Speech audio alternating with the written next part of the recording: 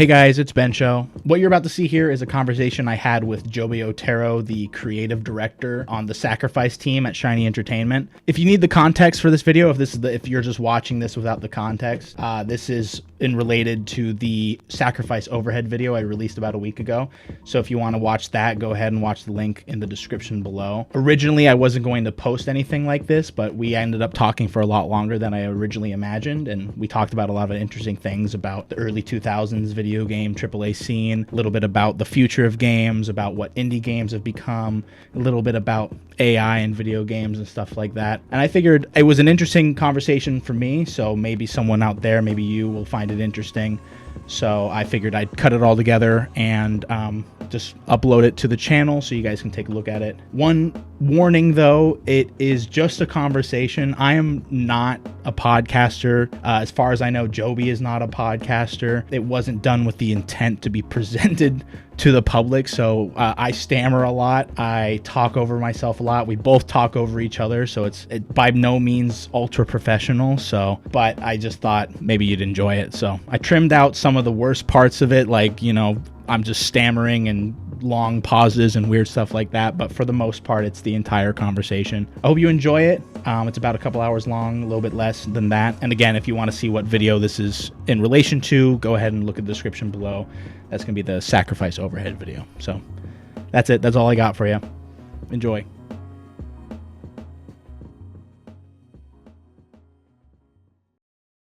The idea behind this series is I want to kind of shed light on more than just kind of reviewing an older game or just like a obscure game, something like that. So that's why the point of this interview was just kind of to get more of an insider's insight. So there are several videos on Sacrifice. There's one by someone called Mandalore Gaming, which is he's kind of Yeah, I watched part of that. That was really cool. He covers mostly just the game and just kind of like within its environment, but there's very little talked about just the creation of it and how games were being made back then by comparison to now, which is kind of what drew me this one. And plus it's for me, it's a game I got from a Voodoo graphics card, right? And so it's like a lot of the games when I was a kid was demo discs, most of them for PC, because my dad was constantly upgrading his computers, and we were just constantly getting, like, he would get a new joystick every year, he'd get a new controller, he'd get a new graphics card, and those were the three things that usually promo games were sold with. So I just got so many demo discs, but they were like 10 minutes of a game. And though Sacrifice being sold as a full game with Voodoo, it was like one of those things where we put it in, we downloaded it, fully expecting to be like 30 minutes in, a little pop-up saying, thanks for trying the demo, play the full game today, and just found out it's a feature-length game.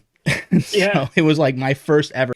Growing up, when I did games, like literally the first game I played at home was Pong. Like literally, that was like the first game you could get, was the thing where like it came with the little 75 or 300 ohm prongs that you'd clip onto the back of your black and white television set, and you'd literally get just like the little white on black paddles that you could slide up and down on the screen. Right? So it's just there wasn't niches yet, and now there's like an explosion of all of these little niches of different types of games, and people can just obsess in ways that you couldn't before. And I love all that stuff, because I felt like absolutely, that's what we were doing when we're making Sacrifice. Like, at least that's how I felt. Like, I just felt like, look, I don't know if there's going to be an audience for this, but I never before that had a chance to make exactly the game I wanted, make everything look exactly the way I want it to, work with the audio team and make it sound the way I want it to sound. And just, I thought, well, it seems like for whatever reason, Dave Perry's given us this trust, and our publisher Interplay thinks I know what I'm doing, and our team knows what they're doing. So they just mostly stayed out of our way. And I'm like, I'm going to take this opportunity as far as I can. And I hope that I'm right, that if we push it far enough, if I leave no stone unturned in making that dream game, that it'll find an audience. Now, I turned out to be wrong about that, but I wasn't going to waste the opportunity, right? So it was all about niches. It was all about, with David Lynch just passing away. He's one of my favorite directors. It was tragic. I've been thinking a lot about that the last few days, how it felt like there was an era from the late 80s through around 2000 where it felt in its own way like it must have been in the music industry in the late 60s through about 1970, where nobody really knew what would work, and people were just willing to try anything. But before I forget, I do want to. You brought up the Mandalore thing, which I didn't watch the whole thing, but I watched part of it. And it seemed Hmm. really well done, and I just want to shout out to those folks and everybody who over the years, because what Sacrifice is like, I think 21 years now, and it didn't sell well. Like we sold, I think maybe 150,000 units, which is like nothing by today's standards, right? Right. And so the fact that there's still people out there covering it, it's amazing to me. Like given all the things that could get people's attention, like all the games that people could be playing instead, or other forms of media for folks to enjoy, that like something like that. And given that it's not exactly easy to play these games sometimes. Let's start off with what was it that you particularly did on the Sacrifice team? Like what, like outline your job and then introduce yourself. Yeah, so am and have always been Joby Otero. And I was the art director and co-project lead on Sacrifice. And what that meant at that time on that project, because these terms vary, and you talk to 100 different art directors, 100 different project leads, or whatever, and it's going to be different roles in terms of the details of it, right? Depending on the game, the team, the company, etc. Uh, so what that really meant was, because it was such a small team up front, there was really only by the time we were 18 months into this roughly 3 years of development, so 18 months in, we're halfway through the overall development. There was still only like five of us on the team. It was me, Martin Brownlow, who started the project and who was the first project lead, and John Gwynn, who I brought in as one of the artists, and he did a lot of the character designs. Manjit Jita, who was our lead animator, and Dan Liebgold, who wrote ScapeX, which was like the editor tool, and he wrote, if I'm not mistaken, nearly all the AI for the game. Martin probably had a lot to do with that too, because it was really only him and Dan that were doing almost all the coding, or certainly those first 18 months. So anyway, my role in it was as art director to come up with the look and feel of the game, and do a lot of the graphics. So like there were five worlds, five like styles of location in the game that corresponded to each of the five gods, right? So Persephone and Charnel and James, they all had their own world style, right? And so three of those I delegated to an artist I hired, maybe maybe he was there in the first 18 months, but later, in the later part of that, what was his name? Oh shoot, he'll come back to me. Really great artist though. So I gave him three of the worlds, and I did all the artwork for two of the worlds. So every texture, every building, every model, disguise, whatever had to be done, I built for two of those spaces, plus the ethereal realm, which is like the space in the game where you go to between each mission, where all the gods are present and talking to each other and all that stuff, right? And then yeah, he did the other three. Um, and then but in addition to that, I also designed all of the initial characters. So like that probably meant like a dozen or so characters before John really got going on things, that to help set the style, like the overall parameters of the space of character designs we should be doing.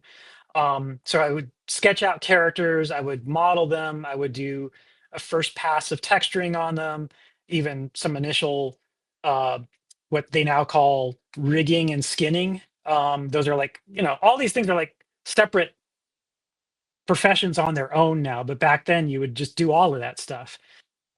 So basically make like a full character, and then work with Martin to actually put it into the game in those early days. And I continued to do that through the rest of the development. But once John was fully on board, and Manjit, our lead animator, they would do their parts on those things. So typically, for example, on the characters, typically what would happen, it didn't always work this way, but like I would come up with a sort of archetype version of one of the characters, like one that I called the gut chucker, which is, I forgot what we actually called it in the final game, but it was a Persephone character. Well, it ended up a Persephone, the mutant. Yes, thank you.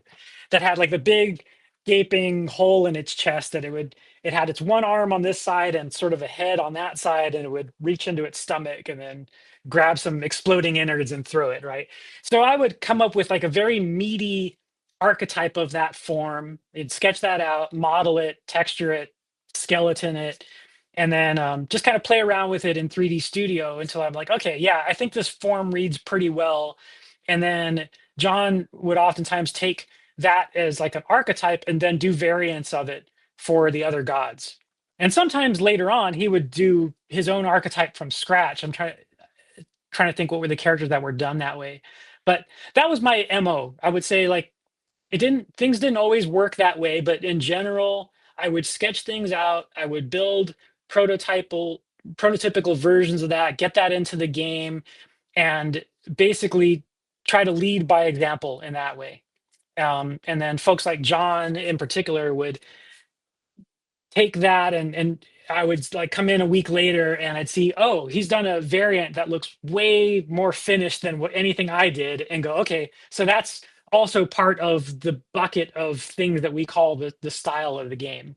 So that was another part of my job, is to try to, as best I could, leave a lot of room for the other artists on the team for them to add their style to things. And then for that, my job as art director is to look at it and go, okay, here's the parts that I think work, what doesn't work so well in terms of bringing this all together as a cohesive whole. So like, let's keep referencing that, do more of that and less of this other stuff. So in terms of like leadership, that was a big part of it. And then besides the art, we also, until we brought Eric Flanham on board, from who had been at Blizzard, and he was I think one of the key designers behind Warcraft and Starcraft. And so he came on as our lead designer, and at that point, like, he really got to put his hands around the whole mechanics of the interactions in the game. But up to that point, it had been very collaborative about what exactly the game was going to be. And we kept a lot of that. There's a lot that stayed that way. So Martin started off, he had like I want to say like a 10-page treatment when I first heard about the game. So let me back up a little bit. So how I got started on the project. I joined Shiny in mid 97. And initially I was working with Dave Perry and this one programmer, Robert Zuh, I think was his name, or Pete Zuh. Pete, yeah, was it Pete Robert or Pete? Anyway, this one programmer on a different game, what later became RC Stunt Copter. And then I want to say within 3 months after I started at Shiny working on that project, one of the other guys, it might have been Tommy, who was the first producer on Sacrifice. Him and Martin were roommates, and Tommy and Dave came to me and said, "Hey, I, I think the vibe was, we're not really sure if this game's gonna like keep going here, but Martin was one of the guys on MDK, and he stuck around, and he's got this idea for a game, and he's started to work on the engine for it, and it's really cool. It can do like these huge environments, but we need to pair him with somebody create on the creative side of things. You want to work on this thing?" I'm like, "Sounds cool. Let me read the treatment." And I think even before I had met Martin, I read his like 10-page doc on the game. And I thought, oh, this sounds cool. It's something very different from the Copter game. And there was no graphics or anything yet, but it sounded like it was an opportunity to do something really fantastical. And it seemed like Dave didn't know what he wanted from the creative vibe, but he just thought, well, we hired you from Neversoft as like one of the leaders of that studio, and the reason we brought you in is because it's just like you got a mind of your own, and you seem like somebody who could create a whole world. So that was the vibe I got, is like, job number one is figure out what this world is that goes with these game mechanic ideas, right? And job number two is translate that into actual working artwork, working with this engine that Martin had just started on, where we kind of felt like the sky was the limit. We don't know where this is going to go, but I could tell right off the bat when I did meet Martin that he was kind of like me but on the technical side, in the sense of he wanted to create an engine that's just going to like blow everybody away.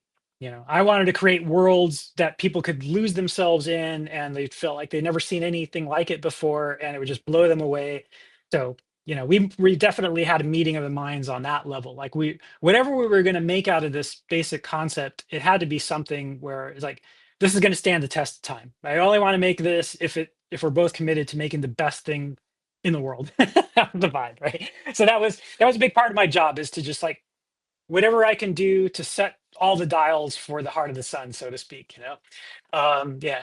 Uh, yeah. So a lot of it was working day in, day out with Martin to give him the first rounds of graphics that could work with the engine and start making this look like something.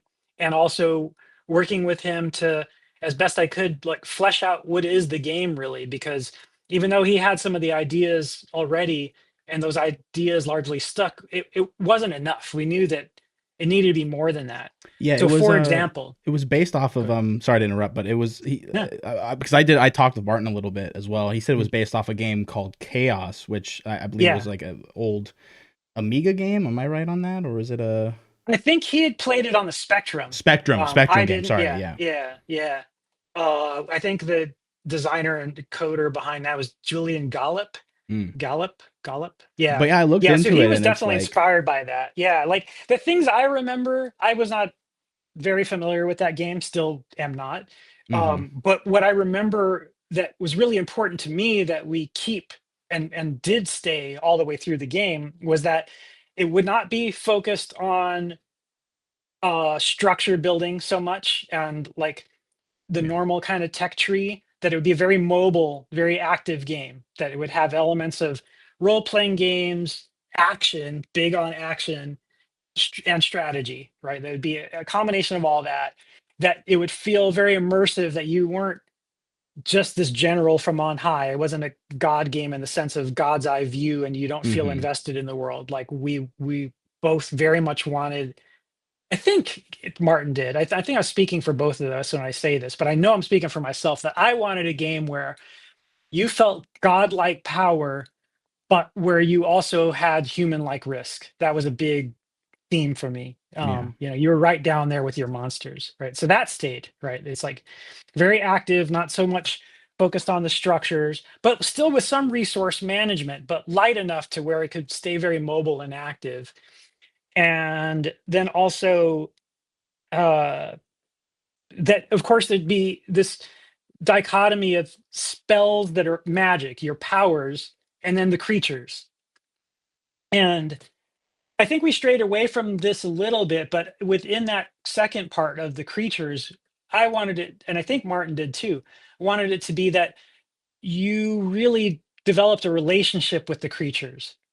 So early on, Martin had put in, you could actually play the game from their point of view. Like you oh, could cool, jump to any of your creatures and move with them directly, just like you could with your wizard. They didn't hmm have your powers, they had much more limited abilities in that way. So that would always keep you jumping back to your wizard. But they just got too complicated and we had too many other things to do. But so that kind of fell by the wayside. But I think that impulse to drive at a really strong relationship with your individual creatures still resonates in the final product, in the guise of moments like when we have those heroes that you get introduced to and they kind of come along with you almost to the end of the campaign, right? I mean, games like StarCraft had done a little of that for sure already, right? We right, talked about those moments many times where like this character that's like 10 pixels tall and she goes into the uh your, oh, what did they call it in StarCraft? But like your main structures, and like there's a story that takes place in there, and it's amazing how much you get emotionally invested in this character that's just a few pixels on screen. Well, what if we could do that with something that is fully realized in 3D and make you feel 100 times more that relationship? but this is, yeah, it's like there really wasn't much other RTSs out there that were doing like squad based, like you were the squad leader, pushing them through the map. I think now there's a lot of that. I think a lot of Yeah. games do that now. I mean, there's like I don't know if you ever played the game Overlord. Um, but it's, yeah, Not it's a sure. mid, like late, I think it was like 2006, 7 game, but it was like a similar style where you're like this evil like villain general guy, and then you summon a bunch of units, you command them to fight similar to how you would do in Sacrifice. Then you have your own like weapons and abilities.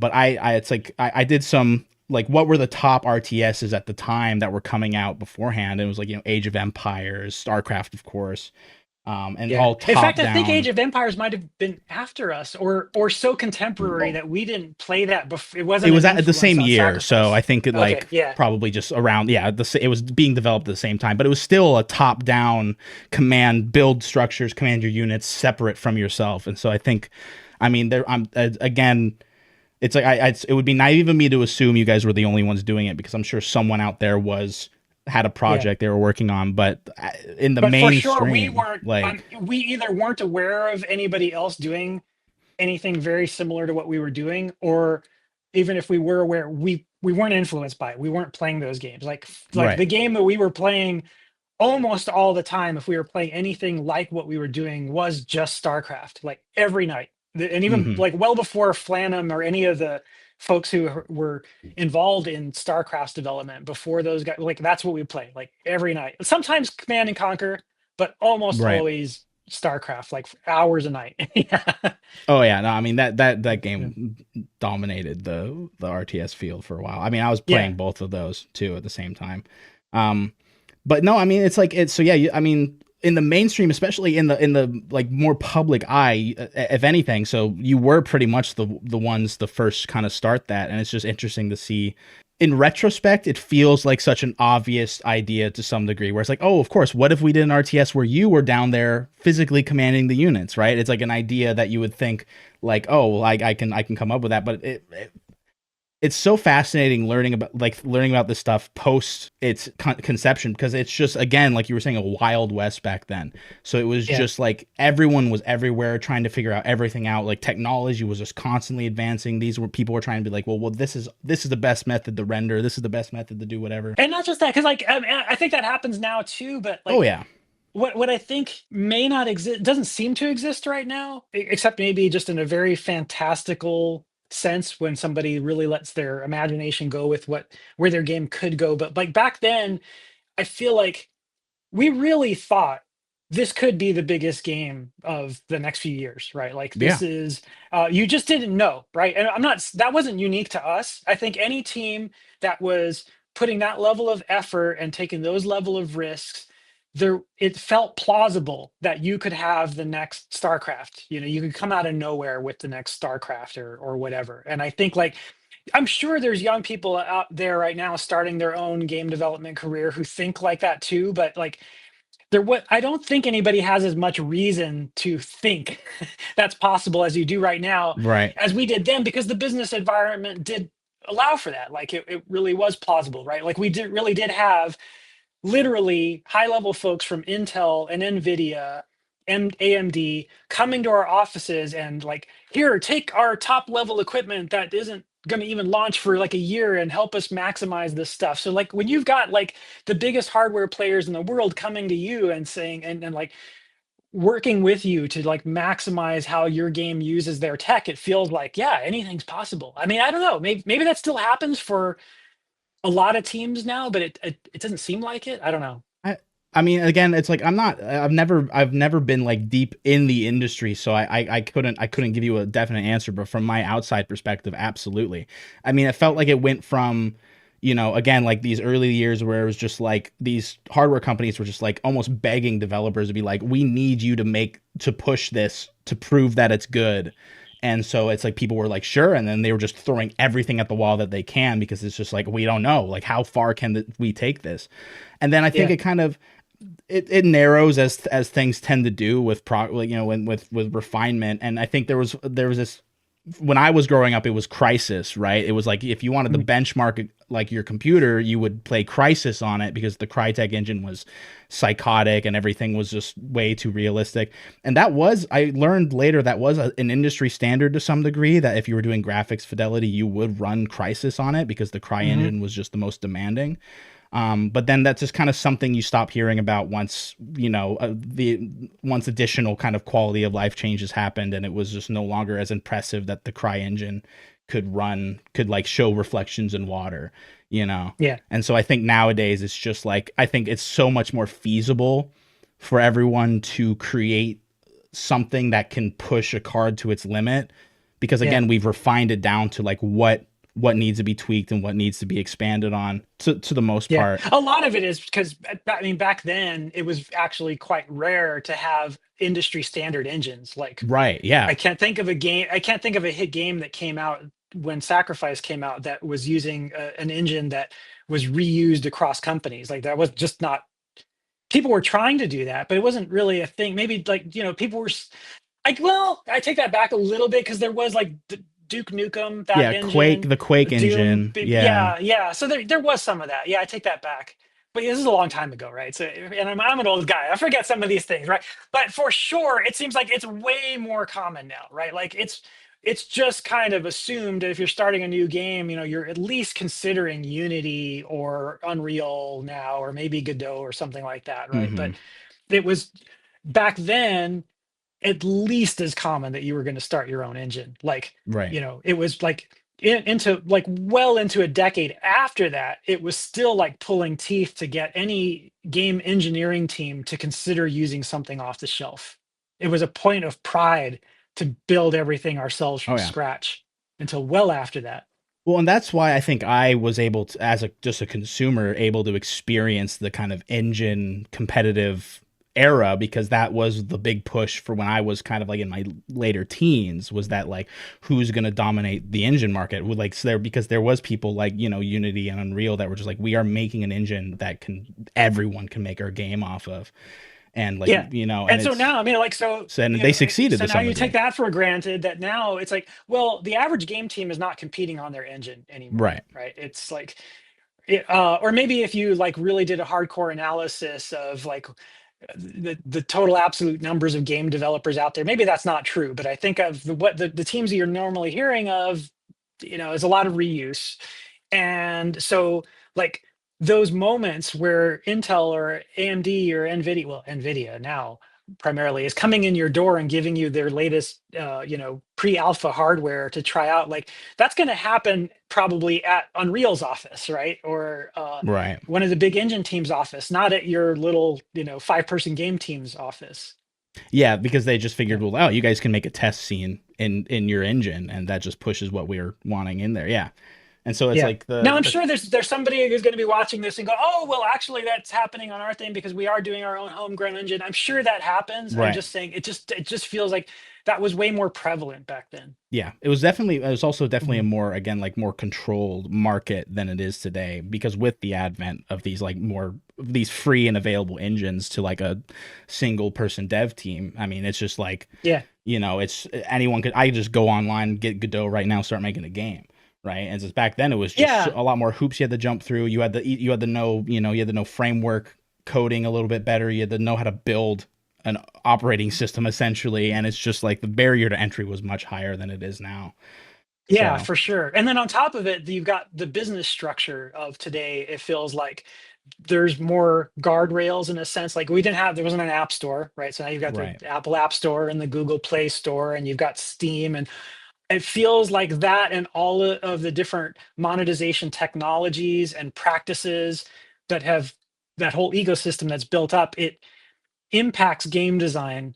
The monetization impacts game design in many more ways, and tech and game technology, than it did back then. Back then it was going to be, you're going to ship your game on some CDs and it's either going to go into Babbage's or whatever and it's going to sell there or not. You didn't, beyond that, you didn't think that much in on the atomic level of your game development of the monetization. Yeah, you were creating a Yeah. physical disc and you were partitioning those discs out to different vendors. It was pretty much singular and then spread out. Yeah, now you have Yeah, just but so I mean, many beyond that, options. also, it's just like there's a one moment where the customer's either purchasing this or not taking into Right. account whether or not they might return it later or whatever, trade your game in for something else, right? Which even that feels more prevalent now, but I don't know. Anyway, the point being, it's like, they either bought or they didn't. Right. and then and then you're not thinking about you as the developer during the moment to moment as you're thinking out how the experience flows for the player, and certainly for the player sitting there, they just get to be immersed, and you're not thinking about monetization until you've decided to stop playing the game and go Hmm. buy the next one. So, it's pretty obvious that it was just kind of like you said, it's just you were given free reign to basically create this game and just kind of do what you can for it. what was the vision for you as the art director for the game's kind of like aesthetic and everything like that? Given it sounds like just like they opened a door and said go get them, and then didn't even give you any really direction other than what you read from Martin's write Yeah. up. I mean, we had certainly, Martin and I had some really great conversations with Dave Perry, maybe in terms of game experience related conversations with Dave Perry, maybe 3 or 4 times over the course of that game. Other numerous other conversations about day to day, because we were both on the advisory board for the whole company, so Mm-hmm. along with like Sachs from the Messiah team. So we would have like weekly meetings with Dave where we just talk about the state of the company and our team needs this and their team needs that and who's going to work on what next, et cetera, right? But in terms of like outside of the core team, sitting and meeting with anybody in depth to get input on really deep issues of the game. That almost never happened. We did that a few times with Dave Perry, and that was about it. So to give one, maybe the most potent example was, I could be wrong about this, but I think it was Dave's idea to call it Sacrifice. Yeah. And that may not seem like a big deal, but naming a game, especially when you're creating a new world, can have really huge impact. And I know because I've named some of the games that I was like one of the people that decided to call it Skylanders, for example, right? And Right. even though actually I got to give credit to Donna Wu, who was on that project, and she was the first one to propose calling it that. It was just like I was the one sitting at the table going, "No, guys, we've heard every name in the world. We're just calling it this now," right? Right. Um, Yeah. but those things they have impact, they resonate, and so Dave suggested that, and then he gave Martin and I some time to still work with the team, and we came up with reams of other names. But ultimately, and this is going somewhere that's coming back to your question, um, what you end up doing a lot of the time in a circumstance like that is you kind of come back and go like, well, this name sounds cooler than that one, but this one resonates because it has meaning that connects to things we're trying to do in the design already, and it connects with things where like that's actually a really cool possibility, like that would actually help tie these things together, and we hadn't thought of that without really taking that name seriously and saying like, how does this all come together into an experience that makes that name make fullest sense possible, right? So for example, once we had gone around and brainstormed different names, and we felt like ourselves were settling on the name Sacrifice, the actual process of sacrificing your characters to altars, that really hadn't developed then. I don't know if that was even a winkle in anybody's eye until that name. So that's how things would often proceed. And so once we started going, that's interesting, we could actually use your characters as a resource. I think that was already a concept because we had the idea of like spawning characters, but that whole sacrificial ritual thing and really leaning into that, that if it didn't start with the name, it certainly solidified because of that name. Um, so that hopefully that's answering your question on a few levels, right? Because it also gives a flavor for how little anybody outside the core team was involved with the development and really let us just fly with it. But there were just a few really pivotal moments with anybody outside the team. And it was really just Dave Perry. He was the only one. Like Brian Fargo, the folks from Interplay. Yeah, they would come by like maybe once a year or something like that until like we were ready to start beta testing. Then it was much more involvement. But they really just wanted to know what was going on, see the latest demo, and gave very little input, to their amazing credit. I mean, Brian Right. Fargo, I'm sure, had every opinion in the world about what we should be doing differently or adding, but he just gave us so much space, him and Dave Perry. So like, yeah, I can never thank them enough for that.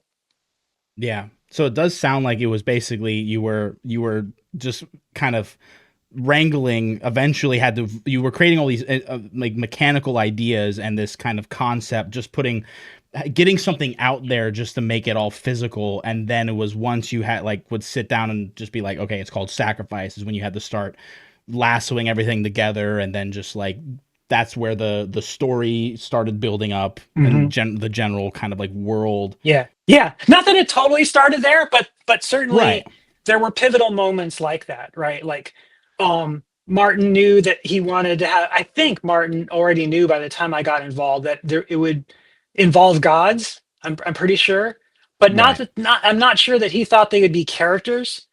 Um, and even if he did, I don't know if I felt like I was just kind of given the space to just like, I'm gonna go draw these characters. I'm gonna come up with a world full of characters. That's part of what I do. I just come up with spaces you've never seen before and interesting characters, and then somebody else is gonna ultimately write the story, but add that seed there, you know. And so, Yeah. um, that uh, that along with a few other things meant that there were the beginnings of a story there, but it wasn't until like we brought on Eric Flanham, and then I think because of him, we brought in James Finney, and they Yeah. started working together on the story. And then James really took the ball and run with it, as I recall. And that's when the story like really got going. But the seeds were there. I know that's just like life with projects, right? Is you Mm. never know where the starting point really is, and it feels like a project will just start almost multiple times throughout the Yeah. process. Yes, Like very you're much so. starting the next chain of events, and you're like, okay, this brings us to this point, and then what do we got to do to get to this point? And it's I know that like it's not the same for every development process, No, very much um, not. Yeah. and I'm curious. Like I would wonder, I don't But know, that's a maybe really good if thing. you I have, really want to yeah, echo something you said, because it does.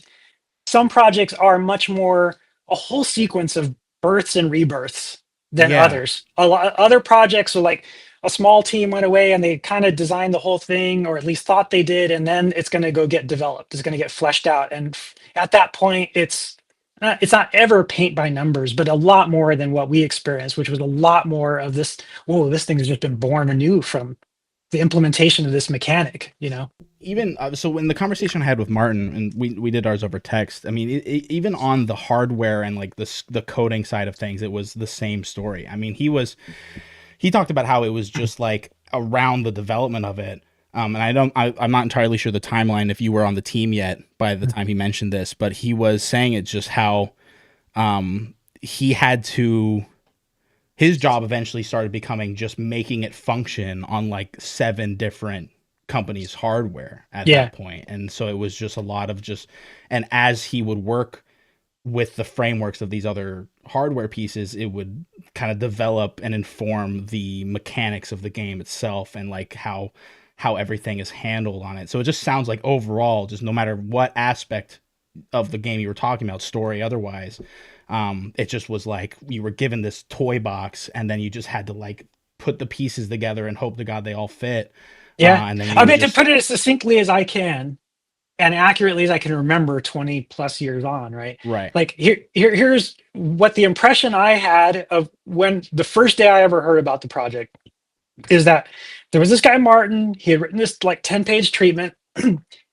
It had only been like a twinkle in his eye for maybe a few weeks or a few months at most. And I don't know that for a fact, but I know that when I started, there were really it was Martin upstairs, and I joined him upstairs a little bit later to make the game. But he had his like paper treatment with, like I said, there's no graphics in there yet. It's just like some concepts, some like notes about his inspiration for the game. Um, there was a mention that there was going to be spells that were magic spells and creature spells, and I think a mention of gods. Uh, but not a lot of detail on any of that. And then besides that, the only other thing that existed was he had the beginnings of the landscape engine. Like Mm-hmm. the first piece of technology that he showed me or anybody that, as far as I know, was that he had just gotten his first version rendering. Like you have to imagine this is like, it doesn't sound like a big deal now, but back then it was like, whoa, that's really cool. He had an engine that, even though it wasn't lit or anything, it barely had textures on there. The textures didn't tile at all. It looked very, very primitive in terms of the surface quality, but it could render polygons for like 10 miles in any direction, right? Yeah. Like to enough to where you could see how, like, okay, we can do mountainous terrains that go as far as you could possibly want to run in a game if you're doing a ground-based game, right? It's like, oh, That's cool, right? That's that paints a picture for what it was when I started on it. It was just like cool engine, like the very beginnings of a cool engine that has like a niche that it could fill once he's had enough time with it. And this concept for something involving magical, I'm not even sure how magical he thought the characters and other stuff should be, but character spells and power spells and maybe gods. That's all I remember Right. being there at the time I started. So, it was, we're pretty much starting on it right around the same time. Right. So yeah, it's pretty ground Yeah. up from Yeah. that point. Yeah. And then everything else I just kind of figure out. And I'm sure he probably had a reams of other ideas that he wanted. And I certainly had my reams of other ideas I wanted. And some of those made it in and some of those didn't. But it's like we were saying before, it's very much an evolution after that. Yeah. So how did things change once you got people like James Finney on there who wrote for StarCraft to write your guys' story? Was it just kind of by like where were we what were we looking at as like like what was Sacrifice looking at before he came in to kind of bring a kind of sew a story together for the Yeah, setting it you was really created? magical, honestly. And I can't remember how big of a distance there was between when Eric Flanham came on versus when James Finney came on. They're kind of, those moments are blurred together in my mind a bit. But I know Eric was on first, and Mm-hmm. I know partly because I had some interesting conversations to make sure that hiring happened because he visited us. We got along great, I thought, and but we didn't have the budget. So I was like, I literally went to Dave Perry and go, like, look, I'll take a pay cut to bring this guy on. Like, I Right. want this. Like, we're all huge fans of StarCraft. This guy obviously knows what he's talking about. I think he's just a great fit for this project. I just want the best game we could possibly have. I would literally dock my pay, hire this guy. Right. So that Right. moment really stood out for me. Um, but back to the main thrust of your question, it was a really magical moment for the project because we had, I think, our first semi-official outside playtest right before that. So the game was playable. Uh, Right. um, Now it didn't have all the features by a long shot, but you definitely got the flavor by that point, right? Yeah, Like and the it was like it's basics just are working. a multiplayer game by that point, is from what Yeah, I understand. You yeah. didn't have the single player campaign yet. Well, Yeah. I think we had a test level like that Okay. had like the seeds of what would be the main components for a single player experience. But yes, it was for sure like the months before Eric came on, the very first moment the game was playable, to my mind, was when Dan Liebgold had the AI working well enough to where you could have one wizard, you controlling, and you could cast one or two magic spells, and yes, one magic spell. I think you could do lightning, or no, the blue electric bolt ball, Yeah. and one creature spell against an AI that had one spell, one magic spell, and one creature spell. And when you could like drop down in a map and run up against an AI and start casting spells against each other, that was like, to me, maybe even more pivotal than well, I go back a little bit further. That before that, Martin and Dan had made it so that we could get in the map together, right? So, Right. I think maybe even up to four of us running around in the map and casting spells together. So that, I have to say, actually, that even felt like a game already. As simple as that sounds, that was already something that like you could look at that and recognize what became Sacrifice in that. But by the Right. time Eric came on, yeah, it was like you saw a very baby version of a full level with multiple creatures being able to be cast and multiple wizard spells. And I'm not sure we had altars yet. I'm not sure, like, there was enough of the seeds of being able to call it Sacrifice yet at that moment. Right. I think there was, but I can't be sure. Yeah. But I uh, think but to like paint just a fuller picture, like you could see grassy terrain, and it was nicely tiled by that point. There were some right. structures there. you'd start in a level, you'd get like a bit of a mission brief, you'd walk over and yeah, cast some spells, kill some things, and end a mission. So it, it was a bit of a game. So Yeah. the gameplay loop at its most basic level was done. Yeah, even though, like, again, because I can't be sure if we had sacrificing yet, it's questionable, right? There was something Yeah. definitely still missing there, but we were on that path for sure. We were on that Yeah, path. I think So Martin only said, I think the only other thing you guys had before you had because he mentioned the same thing where you had the multiplayer mm, kind of like you could just launch a level and fight each other and then fight the AI. I think he had yeah, like he had the framework for how he wanted mechanically the story to go, where you would play, you have, first 5 levels, you could pick any of the yeah, gods and get a spell from each one. And then the last 5, you're funneled into the story of whichever yeah. I do god. remember that. That was a big thing for him and all of us.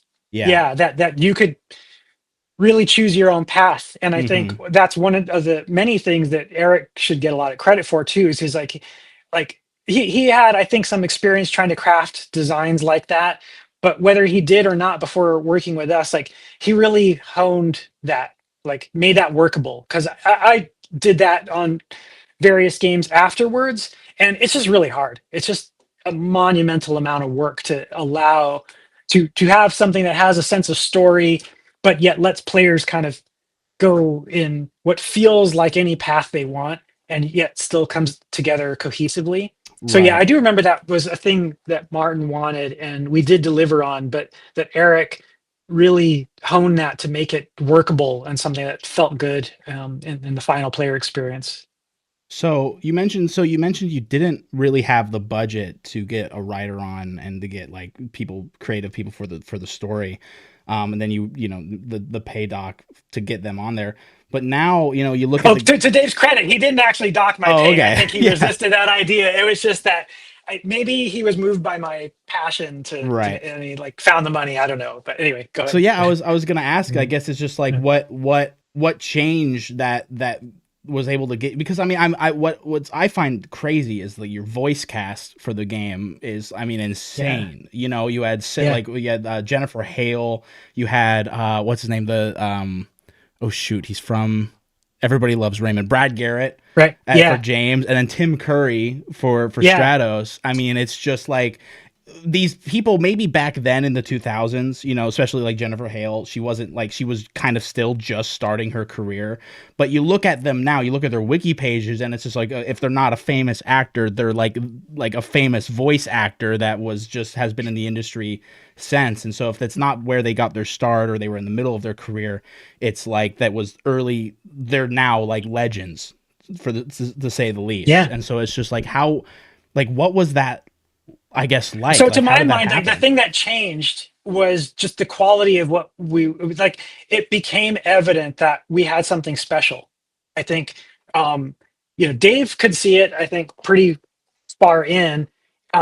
But that when we could show it enough to Interplay and they saw like, okay, this is um, not just like a really pretty demo, but there's something special here in terms of the game, what it actually is as an experience. Which doesn't sound like a big deal when you put it that way, but uh, and I think this still continues to this day, but back then in particular, I don't know if you've ever heard of the European demo scene, right? But Mm-mm. like there was all throughout the 80s and 90s, especially in the 90s, though, there were a few game demos that were coming out that turned out they weren't even really so much games, but they just were like these brilliant, mostly engineers coming out of Europe that could just throw amazing graphics on screen that would run really performant, right? And there's a lot of those tricks were just blowing people away. But a lot of those teams, I would say the vast majority of them, we actually got a chance to make a game. They didn't really know much about game design, and so like the game itself wouldn't be very good. Right. Either game design or game development, whatever it is. Like there's a lot of processes and certain kinds of thinking that need to go in, and it's way more than just graphical coolness, even though they're amazing graphically, right? So like, I, I think up to that 18-month point, I think there were people at Interplay, maybe including Brian Fargo, the CEO. I'm not sure, but who were probably looking at our thing and going, well, I've heard this thing looks really cool, but is actually going to be a cool game because, I think they were as aware of the demo scene in Europe and other places. It was happening in the US too. Basically, long story short, there were teams out there that were producing astonishing looking demos, but then like they just weren't anything as an actual game. So when folks at Interplay could actually play it and go, this is something, that I think that was the turning point, Yeah, so that unlocked the budget door. wise. Budget wise, Yeah. yeah. Yeah. So And that probably wouldn't have happened if it weren't for the fact that like Brian Fargo is a legit gamer, as is Dave Perry. Like, right. they're not just, nowadays the industry's so big, you've got some of these folks that I know for a fact that like pretty much never play the games that Right. their mega publishers are. They can't. There's not time in the day. Or if they do, it's like very little. Like Fargo was putting a lot of hours into playing at least our game. I'm pretty sure other Interplay games, right? So he knew the games, right? So like it meant a lot to him that this actually has something different. Yeah. Yeah. I mean, and it was also, once you guys released it, I mean, it just everyone immediately picked up on that too. I mean, you look back at like what was also released in that year. I mean, we got like Counter-Strike, Deus Ex also came out. I mean, Diablo 2 Right.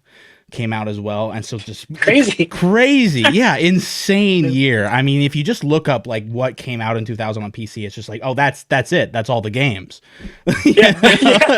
Yeah. And so it's like, we don't need any more games ever. yeah, I mean, and it's like you look at them and like half of them still, there's Age of Empires 2 had come out. And so it's just like, oh, okay, like there they are. There's every game. So to have your game in there as well, and to be able to kind of hold its own against those as well, which again, it's funny to say that because back then it was all so new, so it wasn't really like no one was really speaking with that rhetoric like, oh, like how did these guys survive against these people, because everyone was all on the same playing field at the time. But to be able to exist and kind of like stay at the same level as them, I mean, I've read a lot of like Rocket Paper Shotgun reviews, and like, so I went the Wayback Machine and read a bunch of like older day one reviews. People, it was like they were losing their minds. They were talking about this game that you would see like maybe one game every 5 years now being talked about. I mean, they were like alluding to like Hieronymus Bosch paintings to the art style. They were talking about how there's one quote I want to read here that is just crazy. So there's this nagging sensation. This is by Carrie and Gillen, the co-founder of Rock Paper Shotgun. There's this nagging sensation. This is written 7 years later, by the way. That in the same way that there'll never be another Nietzsche or Bowie or Amiga Power that will never see its like again. The world which allowed its creation is simply gone forever, and the future that Sacrifice tried to foretell has more interesting one than the one which we got, which I think is an interesting quote because it's just like, I remember that. So I remember Kieran Gillen. Yeah, I remember his name well from that period, and I remember that article, and I remember thinking, I think you're right. I've thought that. I kind of knew by the end of it that we just lucked out that this is probably never going to happen for us again as individual developers, and maybe not for anybody else in the industry. And in the years afterwards, by the time he wrote that, I was very much of that mind too, that we just got lucky and we're at a very special period in the industry. So with that being said, why is it that it ended up being a commercial failure? I mean, that's everything is twinged with at the end of the day. Like all the things I've read, it's just like beautiful kind of poetic descriptions of the game, and it's just like the world that you guys all built and everything that went into it. But at the end of the day, just this kind of frustration that it was just not pushed to the wayside, but just not like the big mega like giant that they all wanted it to be. So there's not a lot even of on the theories. level of like Black and White, which Peter Molyneux's game that came out about a year after Sacrifice, right? And if I remember correctly, that sold around 1 million units, and it was pretty much on par in terms of the level of innovation and like the kind of accolades it was getting, but it sold 5-10 times what we did, right? I think there's a number of components to why it didn't break out, and I'll start with the one that was the biggest learning for me and I take the most responsibility for, just fucking weird. I just like, I was Right. just wrong, that if it didn't matter if I just let it all out exactly what I want, but I did it with enough quality to where you could not, you could not ignore that it was something different, and maybe it's not your taste, but it's pushed so far, you got to see where that is. That the players are going to come to it just because it's like such a spectacle of weirdness. That I was just wrong about that. I had a lot to learn about what's actually marketable. So that's one. I don't think that's the biggest thing in the long run, but I think it was one of the big ones. And it was a very tough pill to swallow, because there were people on the Sacrifice team that by the time we were a few months from launching were telling me that. And I was like, yeah, it's hard to convey the emotion when people that you've been down in the trenches with for, years by that point, and weren't sensing that from them, and we were all bringing our all to it, and then to like hear that, it's still to this day, it's just like, whoa, that's heavy, man. It's like some Yeah. like a bear sitting on your chest. um yeah, it's like, I thought this was all of our baby. I thought we were all into this. Like, no, not that part of it, dude. In fact, we're kind of worried that it's gonna crush us. Like, fuck, wow, okay, that was a wake up call. And also because there was a ring of truth to it. It's like, okay, yeah, I mean, I knew all along that if I pushed us that direction, it might not work out. But I had let myself just ignore those concerns for so long, because I didn't feel like I could get us far enough in any one direction if I listened to that too much. So it Right. was just like total snapping back to some level of reality that I hadn't acknowledged in a while. Yeah. So I do think that was a commercial factor. The biggest, probably not. So coming back to some of the others, the marketing. So the Messiah game at Shiny had been launched, I think, a year before Sacrifice. We used some of the same technology. So, Martin, I think at the time, unfortunately, didn't get enough credit for it. He really was the one building all the environment tech, like all of the engine stuff. That was his. Like the scalable environments were, to my mind, like almost entirely Martin's doing in terms of the tech, right?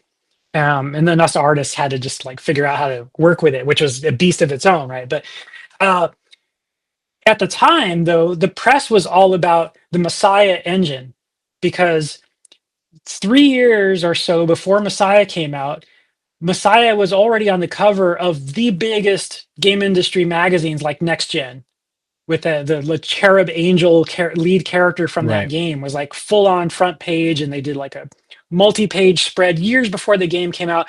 So it was so hyped, and people thought, oh well, Messiah engine, the Sacrifice game, that's just inheriting that engine, right? Not understanding, like, no, we're just inheriting the character technology just for the characters, right? So um between so I think there was a couple of things with regard to the marketing. One was that we didn't have the wherewithal anymore to battle against the perception that this is just kind of some kind of successor to that in some way. So Mm. there was a muddled message around that. And even more importantly, as cool as that game was, as cool as Messiah was, it didn't do well commercially compared to what Interplay put into it, compared to the hype, at least, right? Right. Um, and so I I don't know this for a fact, but all of us on the team on Sacrifice very much had the impression that Interplay was not going to spend anywhere near the marketing on a shiny game, or certainly not now, not at that time, because of that. Like they put all of this effort into it, and they've got other games in the in the queue that are being developed by other prominent Interplay studios, and they deserve at least as much attention as Messiah got. So like Sacrifice was, we got good people assigned to us on the PR and marketing side of things, but my impression is they had nowhere near the budget. Yeah. Um, uh, so I think that was maybe the single biggest component, other than the weird factor. Other factors were also that there's really, to my mind, no denying that pedigree in genre is a real thing. So Shiny as a studio was known for making these bold, wacky games, Hmm. but nobody knew from us as a RTS studio, much less Right. like a studio that is claiming to have like the best in the year of RPG and RTS and action combined. Like, come on, who the fuck are you? That's like Taylor Swift trying to come out with a jazz fusion album or something, Right. right? Like all of the musos would go like, yeah, right, Hmm. whether she has the chops or not, right? So like, yeah, for us to come out with a game like that and try to go up against, the StarCrafts of the world, like, come on, it's not going to happen. Yeah, and I think that's like the core difference between teams attempting the same kind of roughly what you guys attempted um, today, because back then, since it was still all well within industry, right? You were still kind of within, like more or less closed doors, right? It was a business environment. You were unfortunately like exposed to this, like you said, the pedigree, like this understanding that like you guys were the studio that did this and you were known for this. And so when you stepped out of your comfort zone or switched to a different lane, from a consumer's perspective, they were like, they can't do it because you're this not the Yeah, studio that does that. yeah, And that still happens, right? It still happens in like a AAA space and a more like a larger industry space. There's like a company will come out and say like, we're gonna try a different genre, and everyone's like, bullshit. You make this one thing, that's all you can make. We're not even gonna give you the time of day, and it could be the best game ever made, right? But it's all the optics at that point. And I think the advantage now yeah, that like a small team would have today, since they is kind of the fact that you can exist in shadows a little bit more.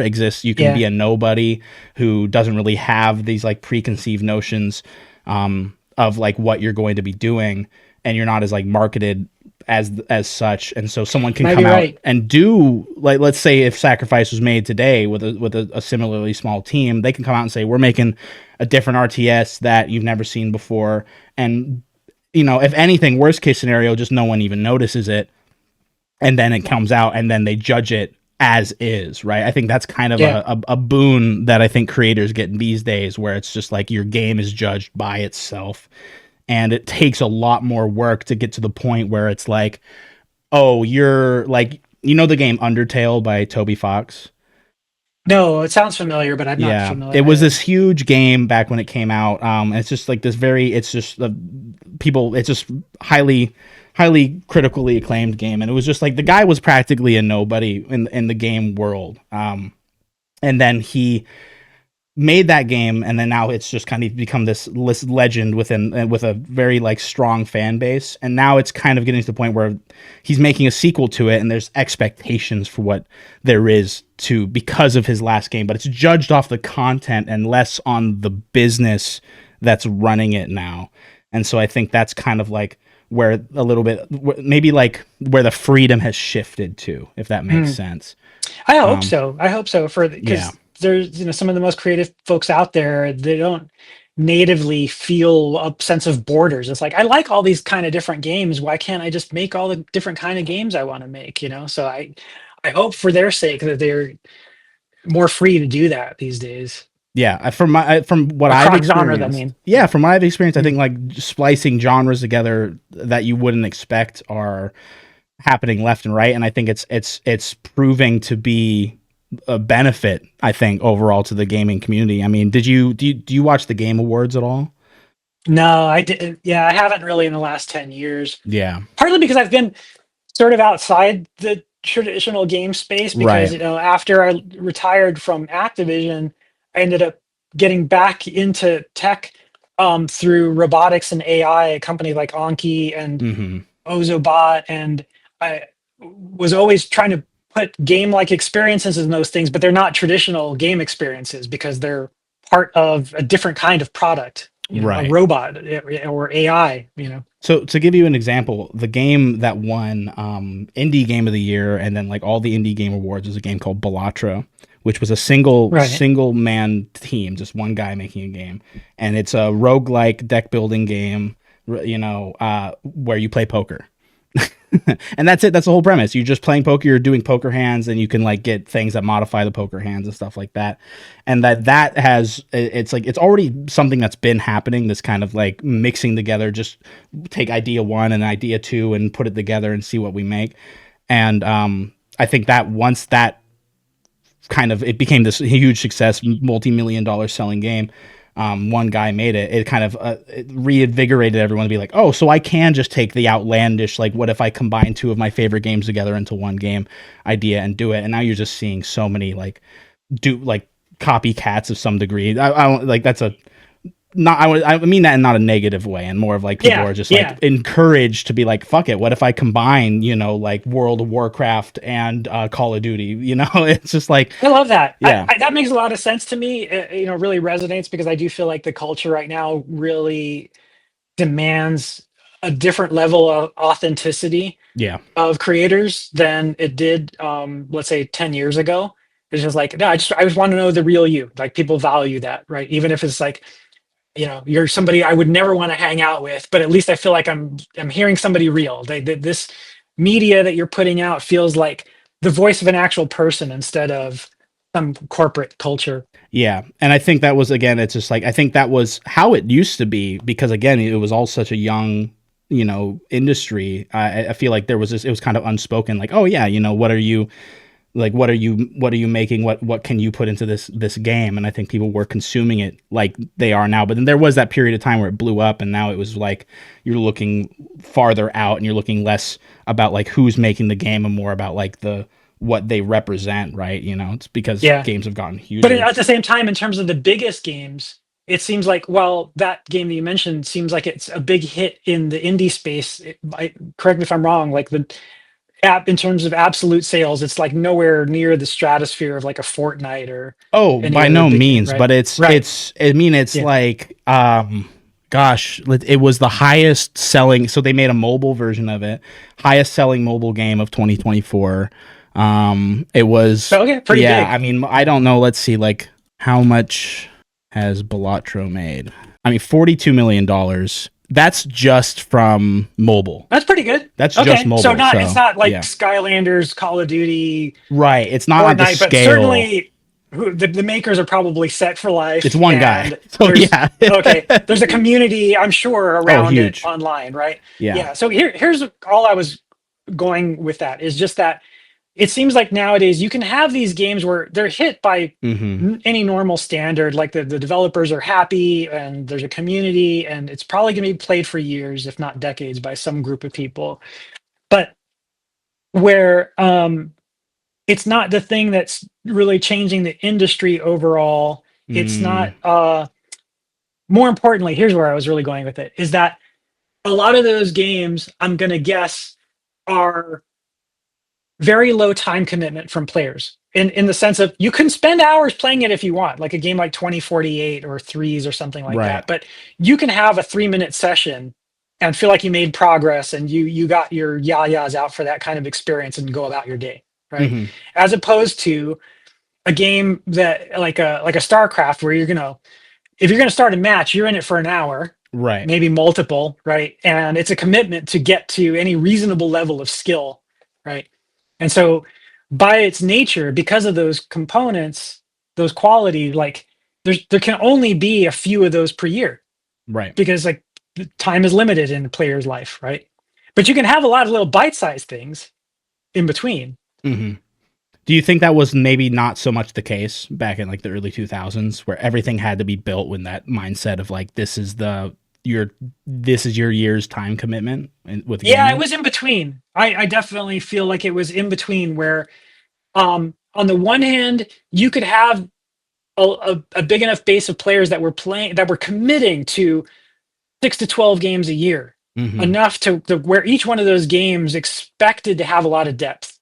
And to my mind, this was like, even though there were games that were already being touted for having lots and lots of hours of play, I don't feel like before that period that was such a big push. And it isn't so much now again, right? But to my mind, from about 2000 through 2010 was like the era where it was a big selling point that this one's got 20 hours of gameplay, 30 hours of gameplay, 40 hours of gameplay, right? Right. So right up until about 2000, that time period, like, you could expect that the average player, if you polled them for, hey, what was your last year of game playing like, they would probably list like maybe a dozen games that they really committed to. Right. So not like these weren't games that were going to be like Elder Scrolls where every one of them is hundreds of hours of gameplay, and but they also weren't like Angry Birds, like a Yeah, few you pull out minutes your per phone and day. then They put were it somewhere down. in between. They were like, you should expect 10 hours of gameplay to finish the main campaign, somewhere in there, that range. Yeah, and I think Yeah. that now that we've reached this nowadays, it's definitely more bite sized. I mean, I think like the industry itself has gone more the way of like round based content, and then you do have the handful of AAA developers like Naughty Dog, for instance, that are making these like 40-hour experiences. But again, I think we live in a world of exaggeration now. I feel like, especially when it comes to games, and so I think everyone's kind of expanded far in a different direction. You've got the people who are like, my game is 2 minutes long, you play 1,000 of these rounds, and it's like, and that's how you get the hours in. That you got people like, again, like Naughty Dog and these other large companies, they're like, here's our game that's like a 100-hour epic, and Right. it's just like, I think it's going farther and farther that way. And because of that, because like you said, these are the games that drive the industry, because they're the larger ones that just kind of the bigger fish at this point that just kind of Mhm. take up more of people's viewpoints. um, that you get a lot of these other games like that Balatro I mentioned that are wildly successful. If you are deep into like the indie gaming world, it's one of those things where if someone says, have you heard of Balatro, someone's going to scoff and be like, what do you mean? Of course I've heard of it. But again, it's just like someone whose primary game playing is like they own a PlayStation 5 and they're playing Call of Duty, the newest Call of Duty. It's just like you ask them what Balatro is, and it's like they've not even comprehended the idea that a game can be but what they've been playing on their PlayStation. And those are, unfortunately, I believe, like, maybe not unfortunately, it's maybe a little too harsh, but like those are the people who drive kind of how the industry goes. Those are the consumers that these companies are looking at, the people who are like, Or at least a segment, right? Because I yeah, a feel like large it's just segment. like, yeah, with every media going on right now, whether it's music, films, Mm-hmm. games, um, for good and bad, I'm not really sure which. Primarily, it's just many more spheres of types within Yeah. all of them, right? Um, and I think that's mostly good. If I had to bet, I would say that's mostly good. But there's always downsides too, right? So like Yeah. it seems like there are definitely games for pretty much every taste you can imagine out there. Um, I think one of the downsides is how do you get found in that space? But it's all Right. good. So Yeah. that's the point I'm getting at. Again, like, I mean, that's what my goal is. Is it's a little lofty, maybe like I don't. It's like it's one of those things where I'm like I'm shooting for the stars with it. Where it's just like I want to be someone who can push these titles that I think deserve the respect that I think they've earned, but in a larger scale. Because of that, because the fact that there's because you can have anything you want in gaming nowadays. It just feels like you give me an idea, I Google that idea, I guarantee you 10 games that are like in the public eye exist for that idea. And but the downside to having such a variety of choices is that you kind of most people get overwhelmed and they tend to end up just picking what they're shown the most, and what the games are shown the most tend to be the ones that have the budget to show you that game the most. Yeah. And so it does kind of end up in my opinion, railroading people into different directions, into very specific kind of narrow corridors when it comes to games.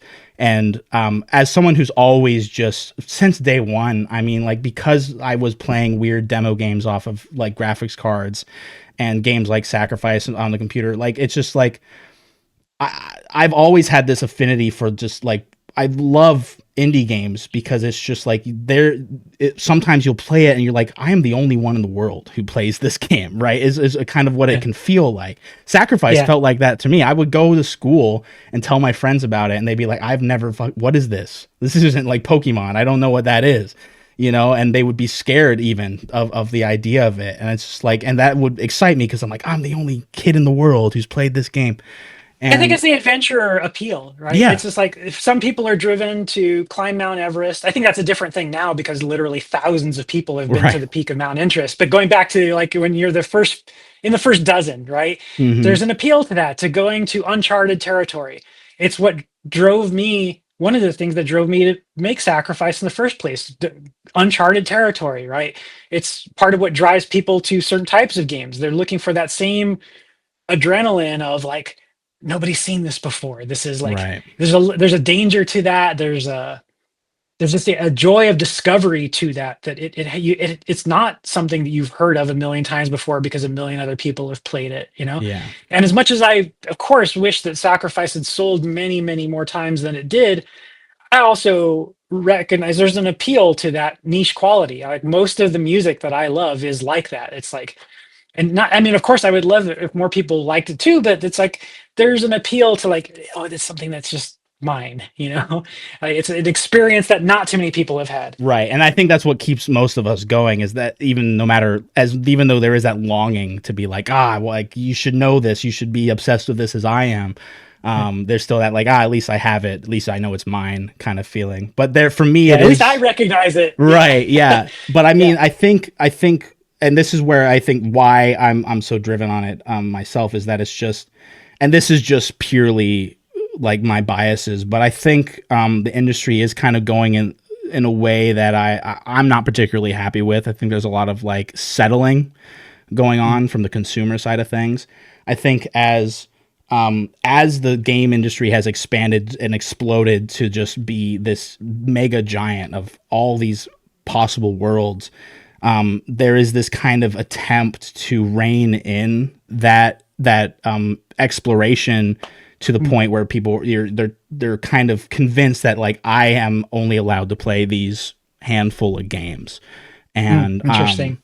and it's like, you know, again, it's one of those things where it's like, oh, not the end of the world. It's not like this is something that's going to affect, you know, the political landscape or whatever. But for me, it's just like I have this feeling of like I love these games and I love what they informed in my life and what they make my life better. But it always frustrates me to no end, this kind of, whenever I do gush about them or talk about them with other people, it's met with like, it's almost resistance to like, well, this is nothing like I'm used to.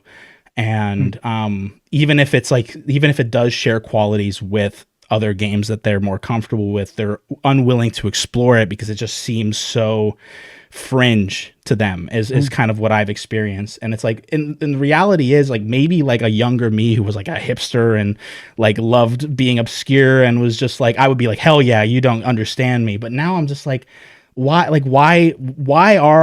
am I being met with this resistance of just another it's just another game. If you really want to reduce it all down, it's just another game to try.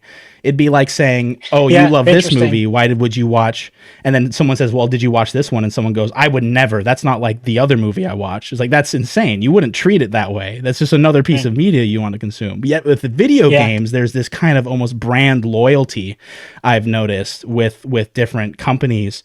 And I just feel like That's it's really my duty interesting. to like to break that So, kind so of here's a few comfort thoughts on zone. that.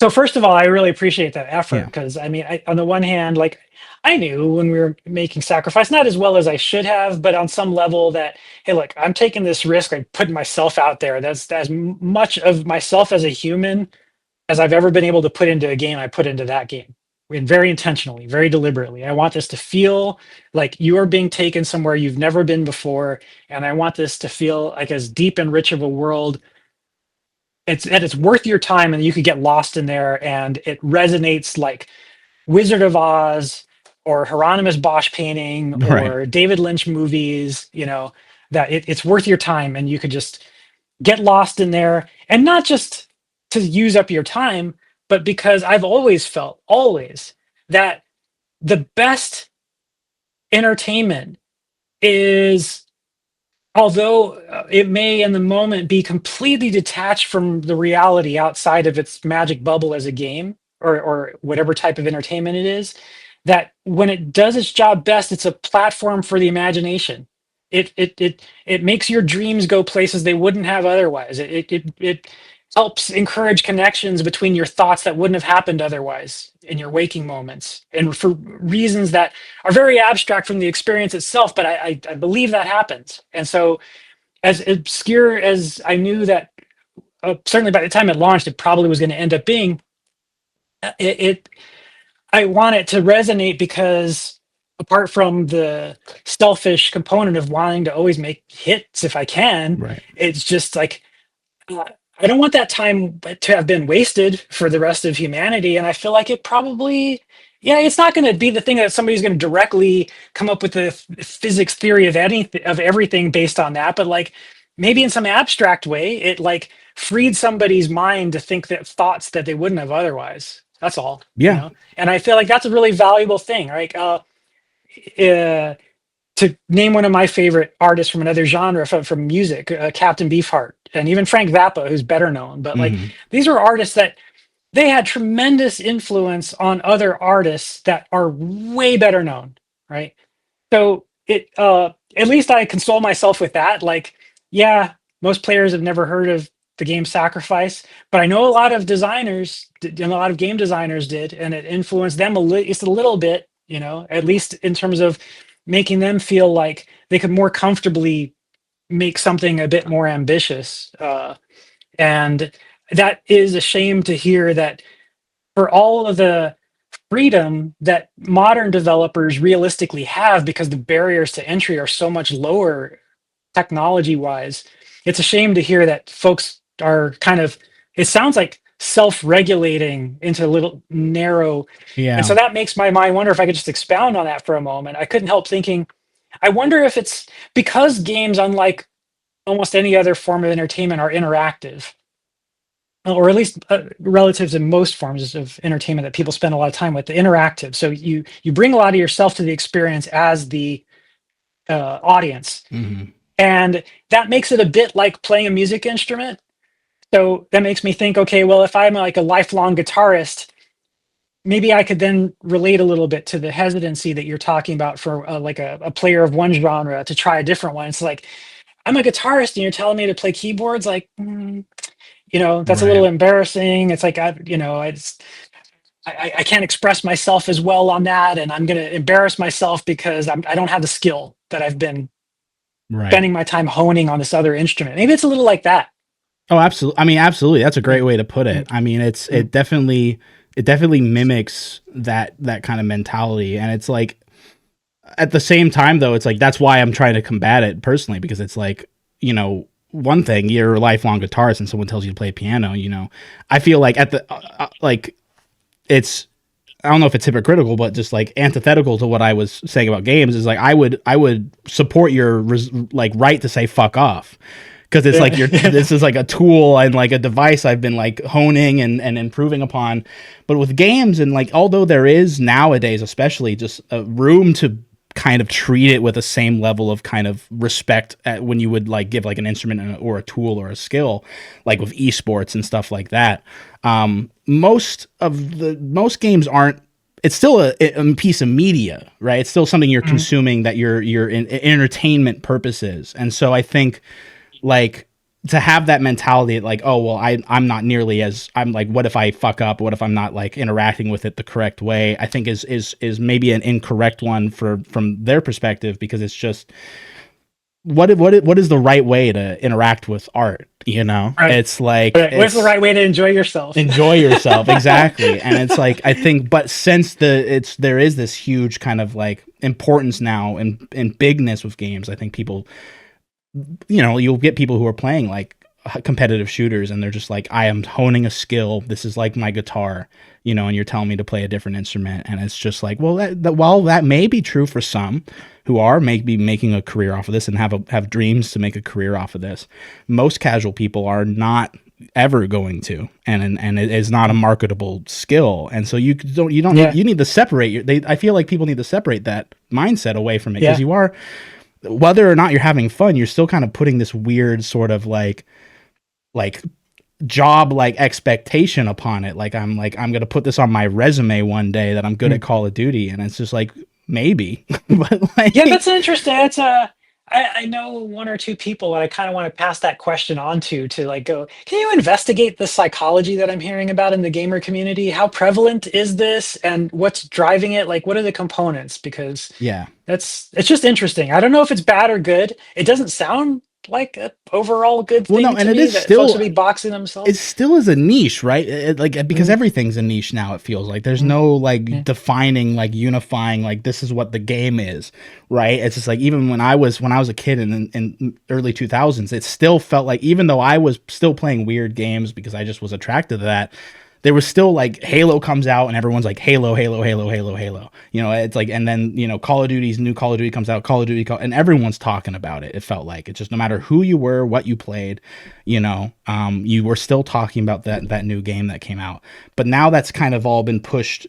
With that kind of celebrity game era is, I think, kind of gone at this point, for several Mm, reasons, right? It's all mm. over the place for what caused it. But now that's kind of pushed people into their kind of little subgroups. And so what I'm describing is like the competitive gamer Call of Duty person. That is in itself a Okay. niche still. Although they are like it's arguably larger than some other scenes.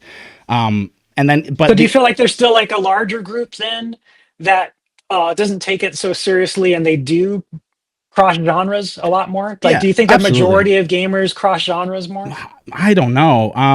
Mm, It's that's where it gets muddled, right? Because then when you mm, get out of the AAA, like what's hot right now scene, it's just such a who know like anything and everything at that point. These are one of those moments where I Yeah. do miss the resources we had at Activision because they would spend all kinds of Oh money doing these yeah. market surveys like in depth and in big enough numbers to where you go like, okay, that's some real serious data, right? Yeah. Like really detailed stuff that's like, okay, I feel like I've got a much better understanding of where the market is now, Oh, right? absolutely. Well, that's the funny thing is like I know for a fact that whatever I'm like everything I'm saying about what I've observed purely from my single-minded, very limited perspective. All it takes is someone who works in those industries, who does analytics, who can just literally walk up to me and say, well, actually 25% of gamers do this, 25 do this, and then so you're like, I could be proven like just factually incorrect in my statements.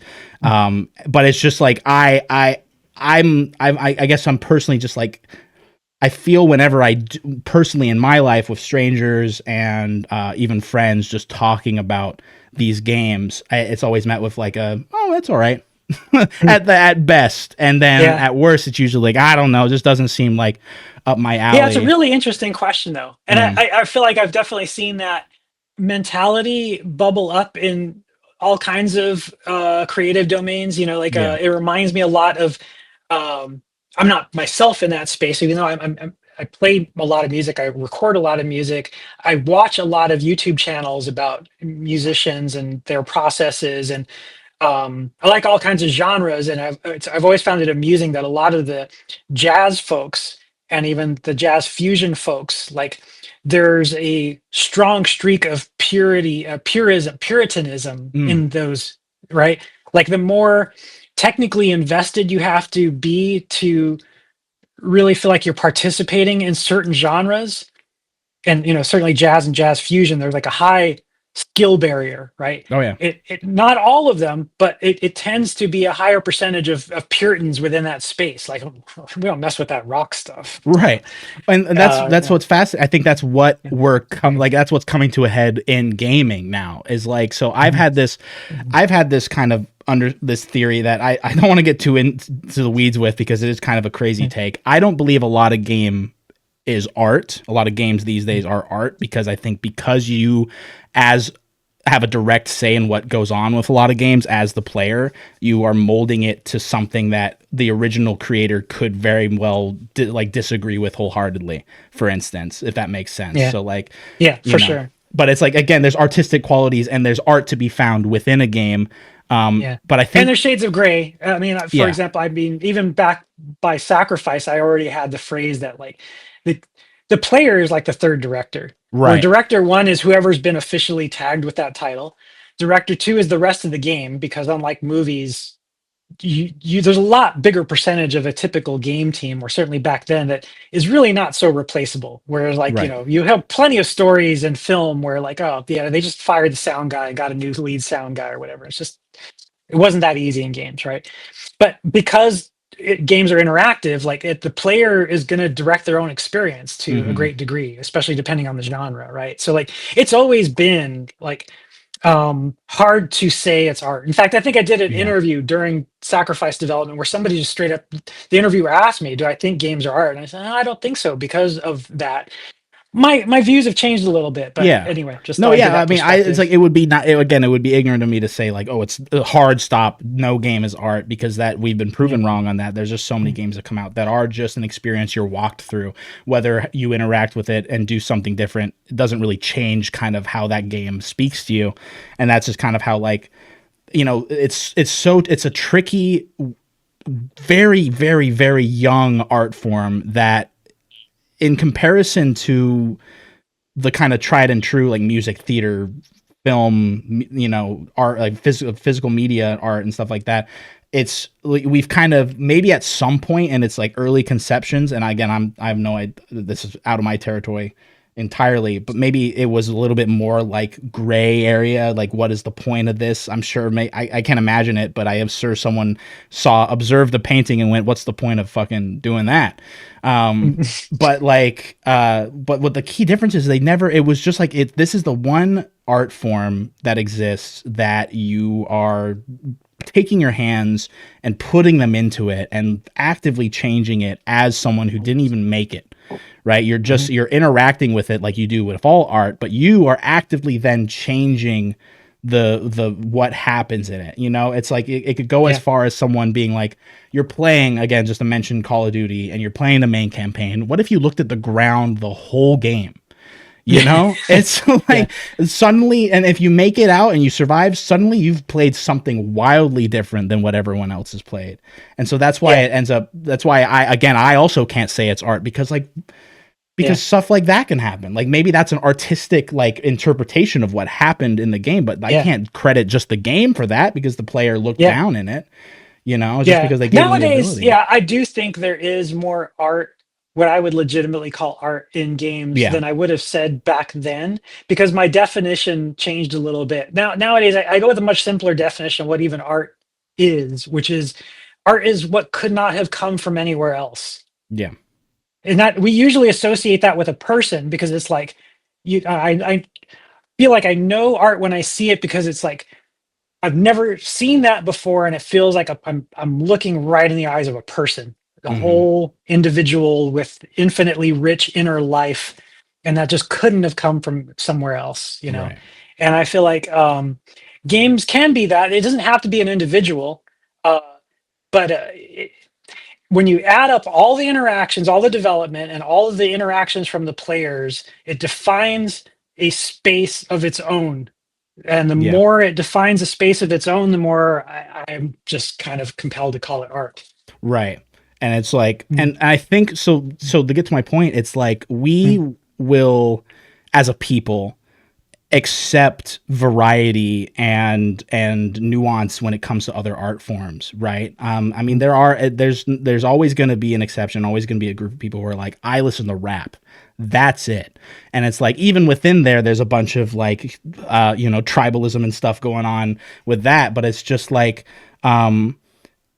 but even then someone can come in and be like, I listen to country, and like whether someone independently decides, well, I don't like that, that's crazy that you only listen to country, most people are going to be like, okay, like that's good. mm. Like, and in fact, I might, if you like someone enough or someone enough, they'll be like, I really like this country song, listen to it, and then you're more than willing to be like, oh well, of course I would love to, but it's because again, also it's 2 minutes or 3 minutes of your time and you're not interacting and Exactly. you That's could be what I was doing gonna something say. else. I think it's like this the entertainment that can give a taste of its unique value in a minute or less, even a Yeah. few seconds, can do a world of good for itself because right, like Right. people have very short attention spans, and I think most people right now are happy to give a few seconds to almost anything. Mm-hmm.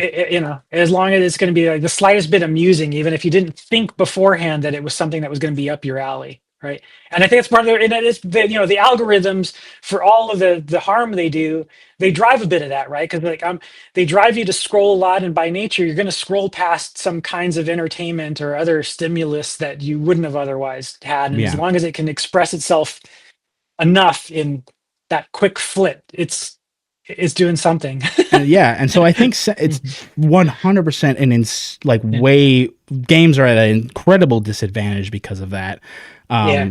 I still think we're reaching a point where we can start the conversation of like, why don't we treat games with that kind of blanket level respect that we would treat movies and music? And it's like, I think the world is getting more complex. Our interactions with the world are getting more complex. I mean, you've got babies that can operate a computer. 10 years ago, a baby trying to operate a computer, they would have a much harder time, right? And it's just like we're getting to the point where as a species, we're just getting more complex, and our interactions we're able to receive information quicker.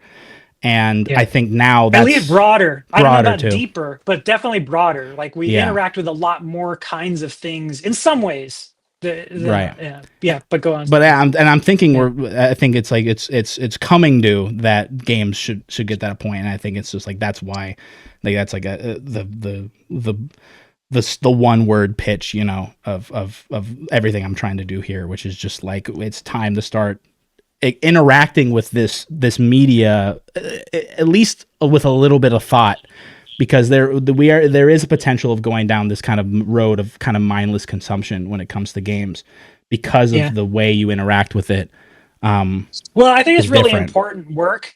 Um, and of course, I'm going to say it to an extent because it's self-serving, because of Oh yeah, course I want the work that I've done, that the people that I've spent so many hours working alongside that they've done to be respected. But also, uh, I'm a student of history of creative output of all types. And, I hear something interesting about the history of music or painting or whatever, and I want to know more about it, or inventions, and I want to know more about that history. Who really deserves the credit? And one of the things that often struck me, for example, in music, is that some of these genres, well, when they come up, they're not taken seriously for a long time. yeah, It's just considered like, oh, that's the amusement for the kids today, but it's just like it's a passing fad, and it's goofy, frivolous. It has no depth. It's not really worth anybody's time. But hey, they're dancing to it, whatever, right? And um, it seems like more often than not, what changes that perception is somebody who's got a passion like yourself for it to be framed differently, to change the way people talk about it. That's a specific skill and time that somebody has to put in, after which people look at it with new eyes, right? Like yeah, that seemed to happen with jazz, it happened with rap, it happened with rock. There was a period until the mid 60s, until the Beatles had put out a few albums where rock was seen like that, right? And right. same thing with, maybe until, I don't want to hazard a guess, that happened with hip hop. But there was definitely a period where it's just like not really taken so seriously, and then suddenly somebody writes about it in a way, and it's like, oh yeah, I guess I hadn't really considered the depth that's there. And I know people have tried that with games, but you're probably right that we probably do need a more concerted or a different kind of push Yeah, to get people it's to see it that just way. it's happening. You know, there are much smarter and more like successful people, you know, out there doing similar work to what I'm trying to do, that are pushing this as well. I mean, I wouldn't have started doing this if I didn't already watch other people attempting it as well to try to kind of push games to this point. I think it's like you said, like I think it's in that point where it's since it's I don't know why. I wish I knew like the timeline it took for like genres of music to catch up to the point where they're like people start really understanding it. I'm sure it's different for each one, but Yeah. I with suppose part of it is just yeah, time going by, enough time going by, and if the thing sticks around long enough, maybe somebody makes a museum and another right, museum and another museum, and you've got you're growing up now as a 20-year-old, you're playing games, and maybe you're just thinking of it as amusement, but now because it's been around long enough, there are people 2 and 3 times your age, they're talking about it with a level of reverence right, that I grew up hearing about, classical music or whatever, right? And so it just becomes in the air, and nobody really had to do that much specific, but time needed to go by. yeah. Maybe it's just that. I don't know. What do you think? Like you mentioned there's some people out there that are already trying to do this. I'm sure there are. I can't think of their names. I feel like I've seen it, but like for those that are like, what is anything working in that along those lines? I think so. I mean, the indie game Mm. scene is bigger than it's ever been. There's been a lot of conversation about like the downfall of AAA, and it's like, you know, it's one of those things where it's all very opinionative and vindictive conversations kind of just happening about gaming in general. And I try to pick kind of like the through line for each one. And I think there is just overall this general, it could be, some see it as like a discomfort for where things are, how we're being kind of fed gaming and how we're being advertised gaming. But then there's also at the same time, I think that's, and people easily latch onto that, just because, you know, it's easier to be sad than happy. But at the same time, again, like from my perspective, so many insanely popular indie games are coming out that are just reaching millions of people. But since it's such a large industry dominated by billions of people, 1 million seems like nothing, right? And so it's Yeah, just like, so it could be, but the numbers game more than anything might be the answer. That like yeah, there are plenty of people who consider games art, but they aren't the biggest voice in the space. The biggest voice is taken up by the audience for in any given year the top 3 games, right. and those games, as much credit as they deserve, they're probably not seen as art. Yeah. And I think there's also, again, I think since the general, like larger companies are generally just kind of repeating the same process over and over again and doing very little change, I think there is this maybe subtle subconscious understanding that like what a gamer is interacting with is not just entertainment, you know, because all art, in my opinion, is entertainment to some degree. It's entertaining some aspect, whether you're happy about it is, you know, you could be listening to the saddest song in the world, but you're still entertained. I think there's this, we're coming to a point just now recently, and it is being manifested as like this almost like violent hatred towards like the big industry. But I think at the heart of it, it is like this question being asked is like, I've been dedicated, like time has passed. I've played 15 years of this game style or something, and it's been with me my whole life. And then the next one comes out and it's nothing new. And it's just like, what is the point of me playing that when I've experienced that already time and time again? And it's just like, whether, you know, I think, like, a lot of people are not interacting with games actively, right? And so they're just kind of playing something on their downtime. But even then, you're making conclusions, and it just takes time to make that conclusion if you're not actively pursuing it. So like, you're again a 15-year casual player who's just been playing after work, turns it off, doesn't even think about it moments later. You do that enough over the course of 15 years of your life, you're eventually going to come to one conclusion, at least, because you're going to start at the very basic form recognizing patterns. And I think we're just now starting to reach that point where people who are more casual consumers, who are just like happy to just be here, are realizing that pattern. And having realized that pattern, they're starting to ask the basic question of just like, well, what else is there? You know? And I think, like you said, it just all takes time. I think we're just at the beginning of that point where everyone's like, we have been living with games for a long time now. And it's like, there's been outcry after outcry, after hysteria about like how bad games are, and like how it's going to ruin kids' lives, and how no one's going to be like successful, and we're all going to become like disgusting cave dwellers because we played World of Warcraft. Meanwhile, you got people like Henry Cavill who plays WoW every single day, and he's fucking Superman. Right. So it's like, Yeah, or Elon, who, you know, right, exactly, yeah, exactly. You know, and I'm sure he's a good gamer. Did he level? I'm not Oh going yeah, to get into that. the whole Path of Exile that's a whole stuff. funny thing on its own. But either way, it's but yeah, just, but you know, it is interesting. Like I have reason to hope and reason to think it may never settle into the groove that it seems like both of us would like to see it settle into, where it just in the sense of it being considered more of an art, right? Is with films and music, the duration of the entertainment is more consolidated, right? Like, Right. yeah, sure, you have your occasional like 5 minute short, whatever, but most films are right around 2 hours. Most TV shows are half an hour or an hour, right? And um, all of those things add up to the audience knows, oh, you're asking, my friends are saying, let's try this new show. I know exactly what level of investment I'm in for. Not only because the times are like quantum mechanics, they're like, there's, it's quantized. It's very Hmm. well familiar quantization of my time, but also I'm just passive. Like it's very little Yeah. effort and it's a very well-known investment that I'm getting myself into. And it's I can imagine ways that games could settle into that, into a few striations, but I can also think of more ways, more things that are going to keep them from Oh yeah. falling nicely into some niche on the roulette wheel. Yeah, I think like I'm as much as I fantasize about it becoming like as lauded of an art form as like film and stuff like that, and like big names being developed from gaming that break out of containment of just the gaming world. Like logical side of me goes like honestly probably not going to ever really reach that point. If it does, it's going to be at long before I'm gone, kind of situation.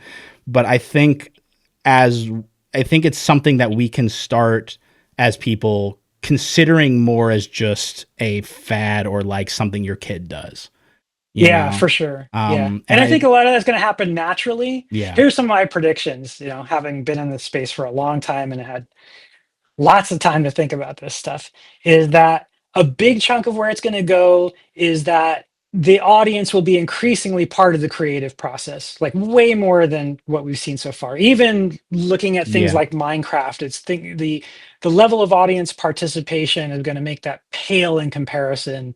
I don't know, like let's say 20 years from now, I think we'll look back and that will obviously be true. I'll put $10 on that one, on that bet. yeah, That like it's gonna.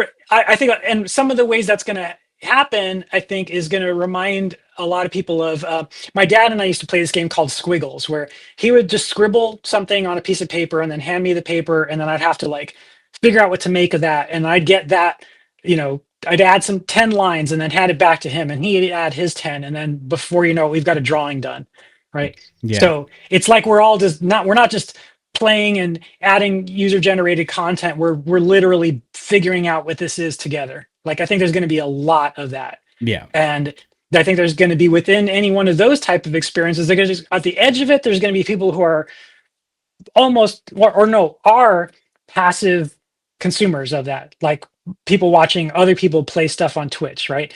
But there's going to be a whole finer grade range of different types of participants hmm, as part of that whole ecosystem. I think that's one really big thing. absolutely. I mean, that's like you Yeah. said, the player. I think like that's where like the point of conflict comes from. This is the player's interaction and involvement and the Yeah. audience's involvement with this piece of media. And so there's, Yeah. I think naturally it is, I'm going to get to the point where it's like that they're way more involved. And I think that's going to also come with people's comfort with technology is also going to have to increase more. I mean, like Yeah. again, with Yeah. kids are Well, I mean, you can coding basically these just days. ask the computer to create levels for you, right? Like I was telling, this sounds like, oh yeah, I've heard this perspective a lot now, but the first time I was telling, I gave a presentation to my friend's class who ran the games curriculum at UC Santa Cruz in 2019. So before Hmm. ChatGPT was on anybody's radar, before the first diffusion generative AI stuff was out there, at least that anybody was able to interact with in mass. I was saying, like, look, you guys, these were game designers and game technologists, like, you might be the last generation that makes games anything like what we're currently thinking of. Like, in Yeah. 20 years, a kid could probably sit there and ask the computer to make a game bespoke for them. And it's Right. just like whatever's out there. So, right, like, if that's even 10% true, the technology that implies completely obliterates the barrier between what we consider the developer and the player, right? Like it's Yeah. like those start to become much less useful terms. Yeah. And I mean, like, yeah. And again, it's like that makes things a little also just it's who knows. It makes it hard to predict because since AI, like with like ChatGPT and these learning systems just now kind of starting to reach a more consumer environment, that's like a separate thing that's evolving at the same time. So it's like, who knows where that's going to go, where games are going to go, Right. and where they're going to cross. But Right. Which leads to my like other part of the prediction is that like if that's true, and I don't think it's going to be true for everybody, right? There's still going to be, certainly by 20 years from now, there's still going to be lots of people who just go and they buy a game or rent it or absolutely. how whatever the monetization works like, and it's just like I'm just a player in a manner that you and I would still recognize today, Mhm. right? But that other thing's going to be big enough to where this desire that I have and that you have to call it art, have more people can look at it as art, frame it as art. Just like by the time we get there, it's almost a moot point because Yeah. the bigger thing that I've been saying for decades becomes increasingly obvious, which is that the future is games Hmm. in the sense, and I don't mean like they're just going to get bigger and bigger and bigger in the sense that like if we're lucky as a species, we've pretty much met everybody's basic needs. You know, Right. UBI is just like the baby step towards like we've got nuclear transmutation, we've got infinite energy via fusion, we've got all, you know, we've got super intelligent AGI, all of these things that just like the things that you and I and the average person worry about day to day taken care of, right? Right. So what do you do with your time? Like that neural energy is going to go somewhere, and some people will just choose to just enjoy the ride. I was born and I'm just going to experience this thing and I don't really care which way it goes. It's all easy. Yeah, I was under no risk, so just take me on a ride, you know? Hmm. And then there's going to be some very large portion of the population that has preferences, and their neurons are going to tell the experience to go this way instead of that way, and so on. And that's what I mean by the future is game, is like if we assume everybody's basic needs are met, the need you're left with is the need to have the universe of your experience more to your liking. Yeah. Yeah. And that's like, And, yeah, and that's one of those things that's just like, how do you, like, what is that even? How far down the line are we thinking with that one? Because that's just like so, well, like, but it does bring up a good point about, sorry, I should correct myself a little bit there. Sorry, it's not that it's to your liking. It's that we're restless fundamentally. yes. Conscious Yeah. things ultimately, like if you just ask me the same question I've already answered a million times, that's boring. I'd rather shoot myself, right? Right. I have to give myself new challenges all the time. If the universe is no longer challenging me, the last challenge to confront is myself, and that's what games do. Hmm. Games are purposefully creating problems for ourselves to To solve. solve. Yeah. Yeah, And yeah, our yeah, brains love to yeah, do that. And yeah, so it's yeah, like, that's yeah, why it's innately, people are so innately drawn to it. Um, yeah. but it's like you mentioned something especially early on in that with like with the advent of like a kid just being able to like tell a computer to make a game for him, and it does so, you know, that if you look historically at other art forms, right? You look at like painting, for instance. While everybody could do it for the most part, because it's a very simple, like you got, if you have a part of your body you can control to put a piece of liquid on a thing, and then there you've painted.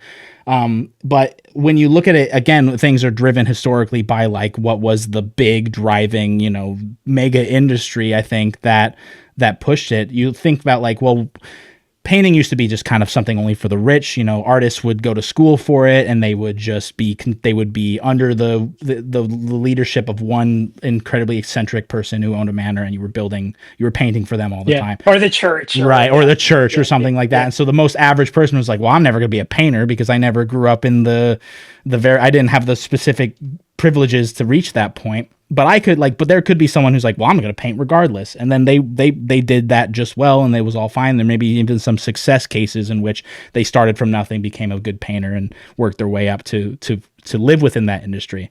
But it was only, and again, but if you look at all the material costs, like pigments and oils and materials for brushes and canvas, all very hard to get, very luxurious kind of materials, because it was considered like a not a useless thing, but an opulent thing, where it's like, why would an average person need a painting in their home, right? yeah, But then once that became once the kind of a facsimile or maybe like a mimic of like what was happening in the more larger industry was being more readily available, that's when it really blew up and became kind of the global phenomenon you'll see, where it's like, well, now everyone can paint because pigments are cheap, brushes are cheap, canvas is cheap, something like that. And then so you can at least role play as one of the big boys doing the big boy job, right? And I think that's, you look at that with everything, you know, music, again, innate, right? Snapping your fingers, making a noise with your mouth, that's just like older than time itself. But again, when you look at societies and how they viewed it, it's like you were the guy who was a master of this instrument, and to get that instrument, you had to have the money to afford it, a craftsman who can do it, and etc. Well, here's another component of it, is that you need to have enough cultural machinery that glues together enough disparate people across a space that where they can share information, so that in one person's lifetime you could accumulate enough of the mastery information from a broad range of people, so that the skill that you could have in a particular domain like painting, along with whatever innate skill you may have, could just so vastly exceed the average, finger painter in your tribe or whatever, right? And so that's the thing. That's so a huge accessibility thing. is huge. And so we're getting to that point. We're at that point already of gaming. Yeah. It's just now we need to get to the point where someone off the street who's never, like, let's say never seen a game before, can go home and download the game making program and press the make game. And so it needs to be like, once I think it reaches a point where it's painfully easy to, at least in like a generally everything's kind of available to you society, to make a game, is when we will start kind of like, it will start be seen as like the general public as something that can just be done. Because I think that's another thing, is like unknowns and inequity and like inability to. Oh no. Oh, you okay? Can you hear me? Hello? You there? You there? Yeah. Hi. Oh, okay. I don't know what happened there. Did I lose you? Yeah. Sorry. Yeah. But I think I got the gist of it. It only froze up for maybe like 20 seconds. Yeah. But yeah, the idea is like, once it becomes more easy, like effortless to create a game, is when people will have to start like interacting with it with more depth as a whole, because then it's like you've erased the barrier next step to entry. that comes in is that, like, okay, let's say you've made it so that the technical parts of it are easy peasy. It's no harder than just asking for a certain type of thing to happen on screen. Then the next thing you immediately need, or even before that really, and depending on what kind of experience you're trying to make, is the understanding of the kind of thinking required to make a good game experience, right? Because it like, unless you're just telling a graphical novel, and even then, there's a lot more to it than anybody who hasn't done it before realizes. There's and even if you told somebody how this works, I know from personal experience, trying to get even somebody I'm paying to be my designer, like, look, I need a macro design for the game, and I don't have time to do this right now. I want you to start on it. And like, do you agree that we need a macro design? Yes, I agree. And like, okay, come back a week later. Did you start on that macro design? Have not started on the macro design. Why? It's just so intimidating, right? Yeah. It's like, so like in other words, there's many psychological layers to that problem. And I can imagine AI walking somebody through this kind of thing. Or like, okay, so you asked me to make for you a shooter adventure role-playing game. Would you like this or like that? Well, I don't know. Okay, so now the AI has got to be good at breaking down in an engaging way the list of questions that it's going to try to answer for you. Like, until it can read your mind and just basically just take a stab at answering all of those things for itself, right? But then, but even then, it's still going to be like, at the end of the day, it's going to be like the person is going to be the final say on it. And we could have a machine that reads your mind. And then you're just like, you look at it and you're like, that's not exactly what my brain came up with. And you're like, and I think that tech is probably like, more decades away, which raises a really interesting question about like another way that games will still separate themselves from other media, right? Because you could have, it's much easier to imagine somebody getting bespoke music, even like 2 years from now, that they're pretty happy with. In fact, I already had this experience about a week ago. I went to one of these AI generative music things, and like, I was pretty happily listening to whatever it was coming up with me just like sliding some sliders, more jazz, and a little bit more trance, a little more whatever. And I was like, it had me pretty entertained for like 10 minutes, right? but you can do that with music because you kind of get the where it's going right away within seconds. Like, okay, that's feeling good. I can just now just groove on that for a few minutes. Okay, okay, right. You can't really do that with games. Yeah. For the vast majority of game experiences, right? So it's going to be in other words, it's necessarily a more iterative creation process. Yeah, and I think where it's like it's there's so many, again, it's like just like the barrier to entry is so, there's multiple also. I think it's like over time we're getting, I think we've just dropped one and now there's like 6 more barriers that people before the average person can really just like click immediately with it. But I think it could get them close enough to where a lot of the rest of the gap is filled by the mere sense of power. Yeah. Because I don't think most people have had that sense yet. Like I experienced it very early on. Like the first time, especially, I was able to put a 3D object on a screen. Oh yeah. I was like, I am a god. Right. Yeah. To have it, right, even though it was like nowhere near the best graphic that I had seen, like not even close, right? But that power was intoxicating, right? Yeah.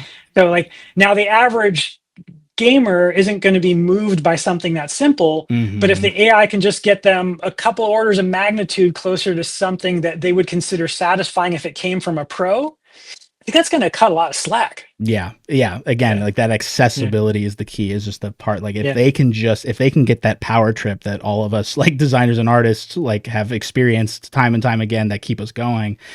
That's when I think it's gonna bloom into, and it's honestly, I think it's gonna be unrecognizable to what you and I see as gaming and gamers. It's gonna get to the point where whatever it facilitates, it's whether it's AI or whether it's just like the tool set becomes so like human centered that people can just like, walk in there, like just know the system a lot easier. Maybe coding becomes a little bit like more pared down or understandable without it having, the language becomes easier to, and plus generation, or just melts. It just melts into the language in general, I think. Yeah. Well, and that's what I was going to say. Generationally, people are understanding code just without even any, like any outside stimulus, because they've been on a computer long enough, and if you just spend enough time, you eventually have to do some sort of like at least surface level code.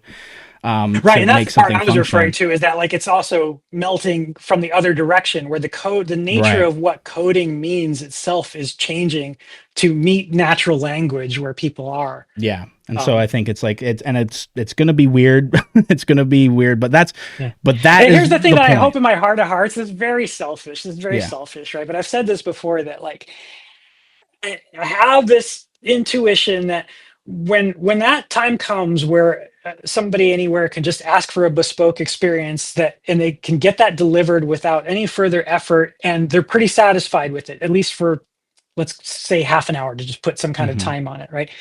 That we're going to find that until we have extremely powerful brain-computer interfaces, to where we can totally hive mind, right? It's going to turn out that there just are some people who are world-class dreamers. Yeah.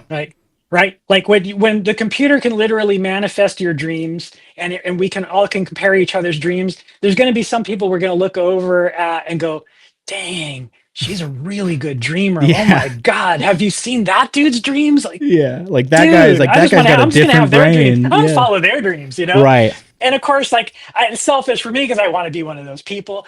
Realistically, do I think that's how reality works? Probably not. But I hold on to that little fantasy. But it is one last little handle of hoping that creativity that I've been fostering in myself my whole life will still matter somehow in the future.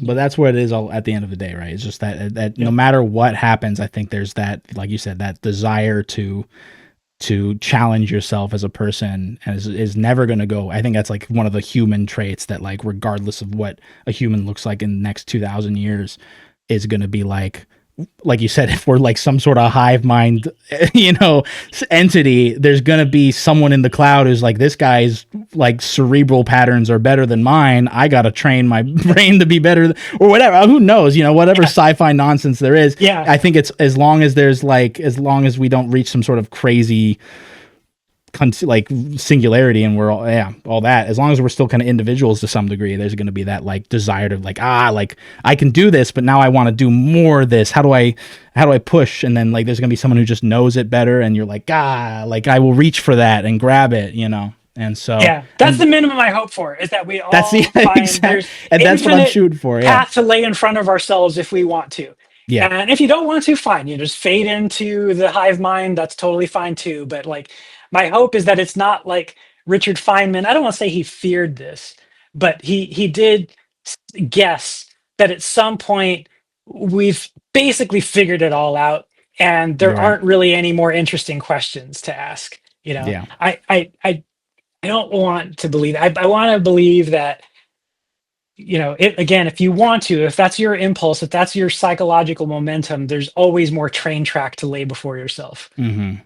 But I mean, just the fact that you and I are having that thought, I think, is disproving that that's going to happen. Because it's like, even at the smallest scale, there's got to be someone who's just, even if, like you said, every single need is taken care of, it's like there's going to be someone who's just bored.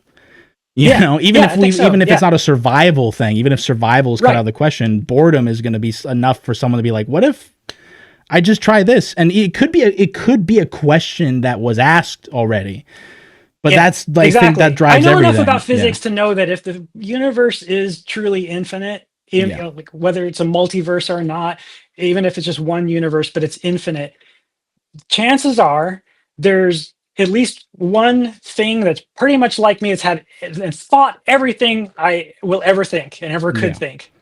But that's fine, because I'm the one here having this experience, and it's still interesting to me. Yeah, and I'm still bored, so like I'm still going to try to remedy that right now. Like, it doesn't. I don't care if there's a clone of me somewhere who did the exact same thing. Like I'm me right now. I'm having a a time. Exactly. So yeah. Awesome. Well, I better get going. I do too. Yeah. Thanks. Super fun, man. And but yeah, thanks so much for talking with me. That was a great chat. So yeah, likewise. And best of luck with your endeavor on this. I wish you all the best on it, and I'll be checking in on your channel.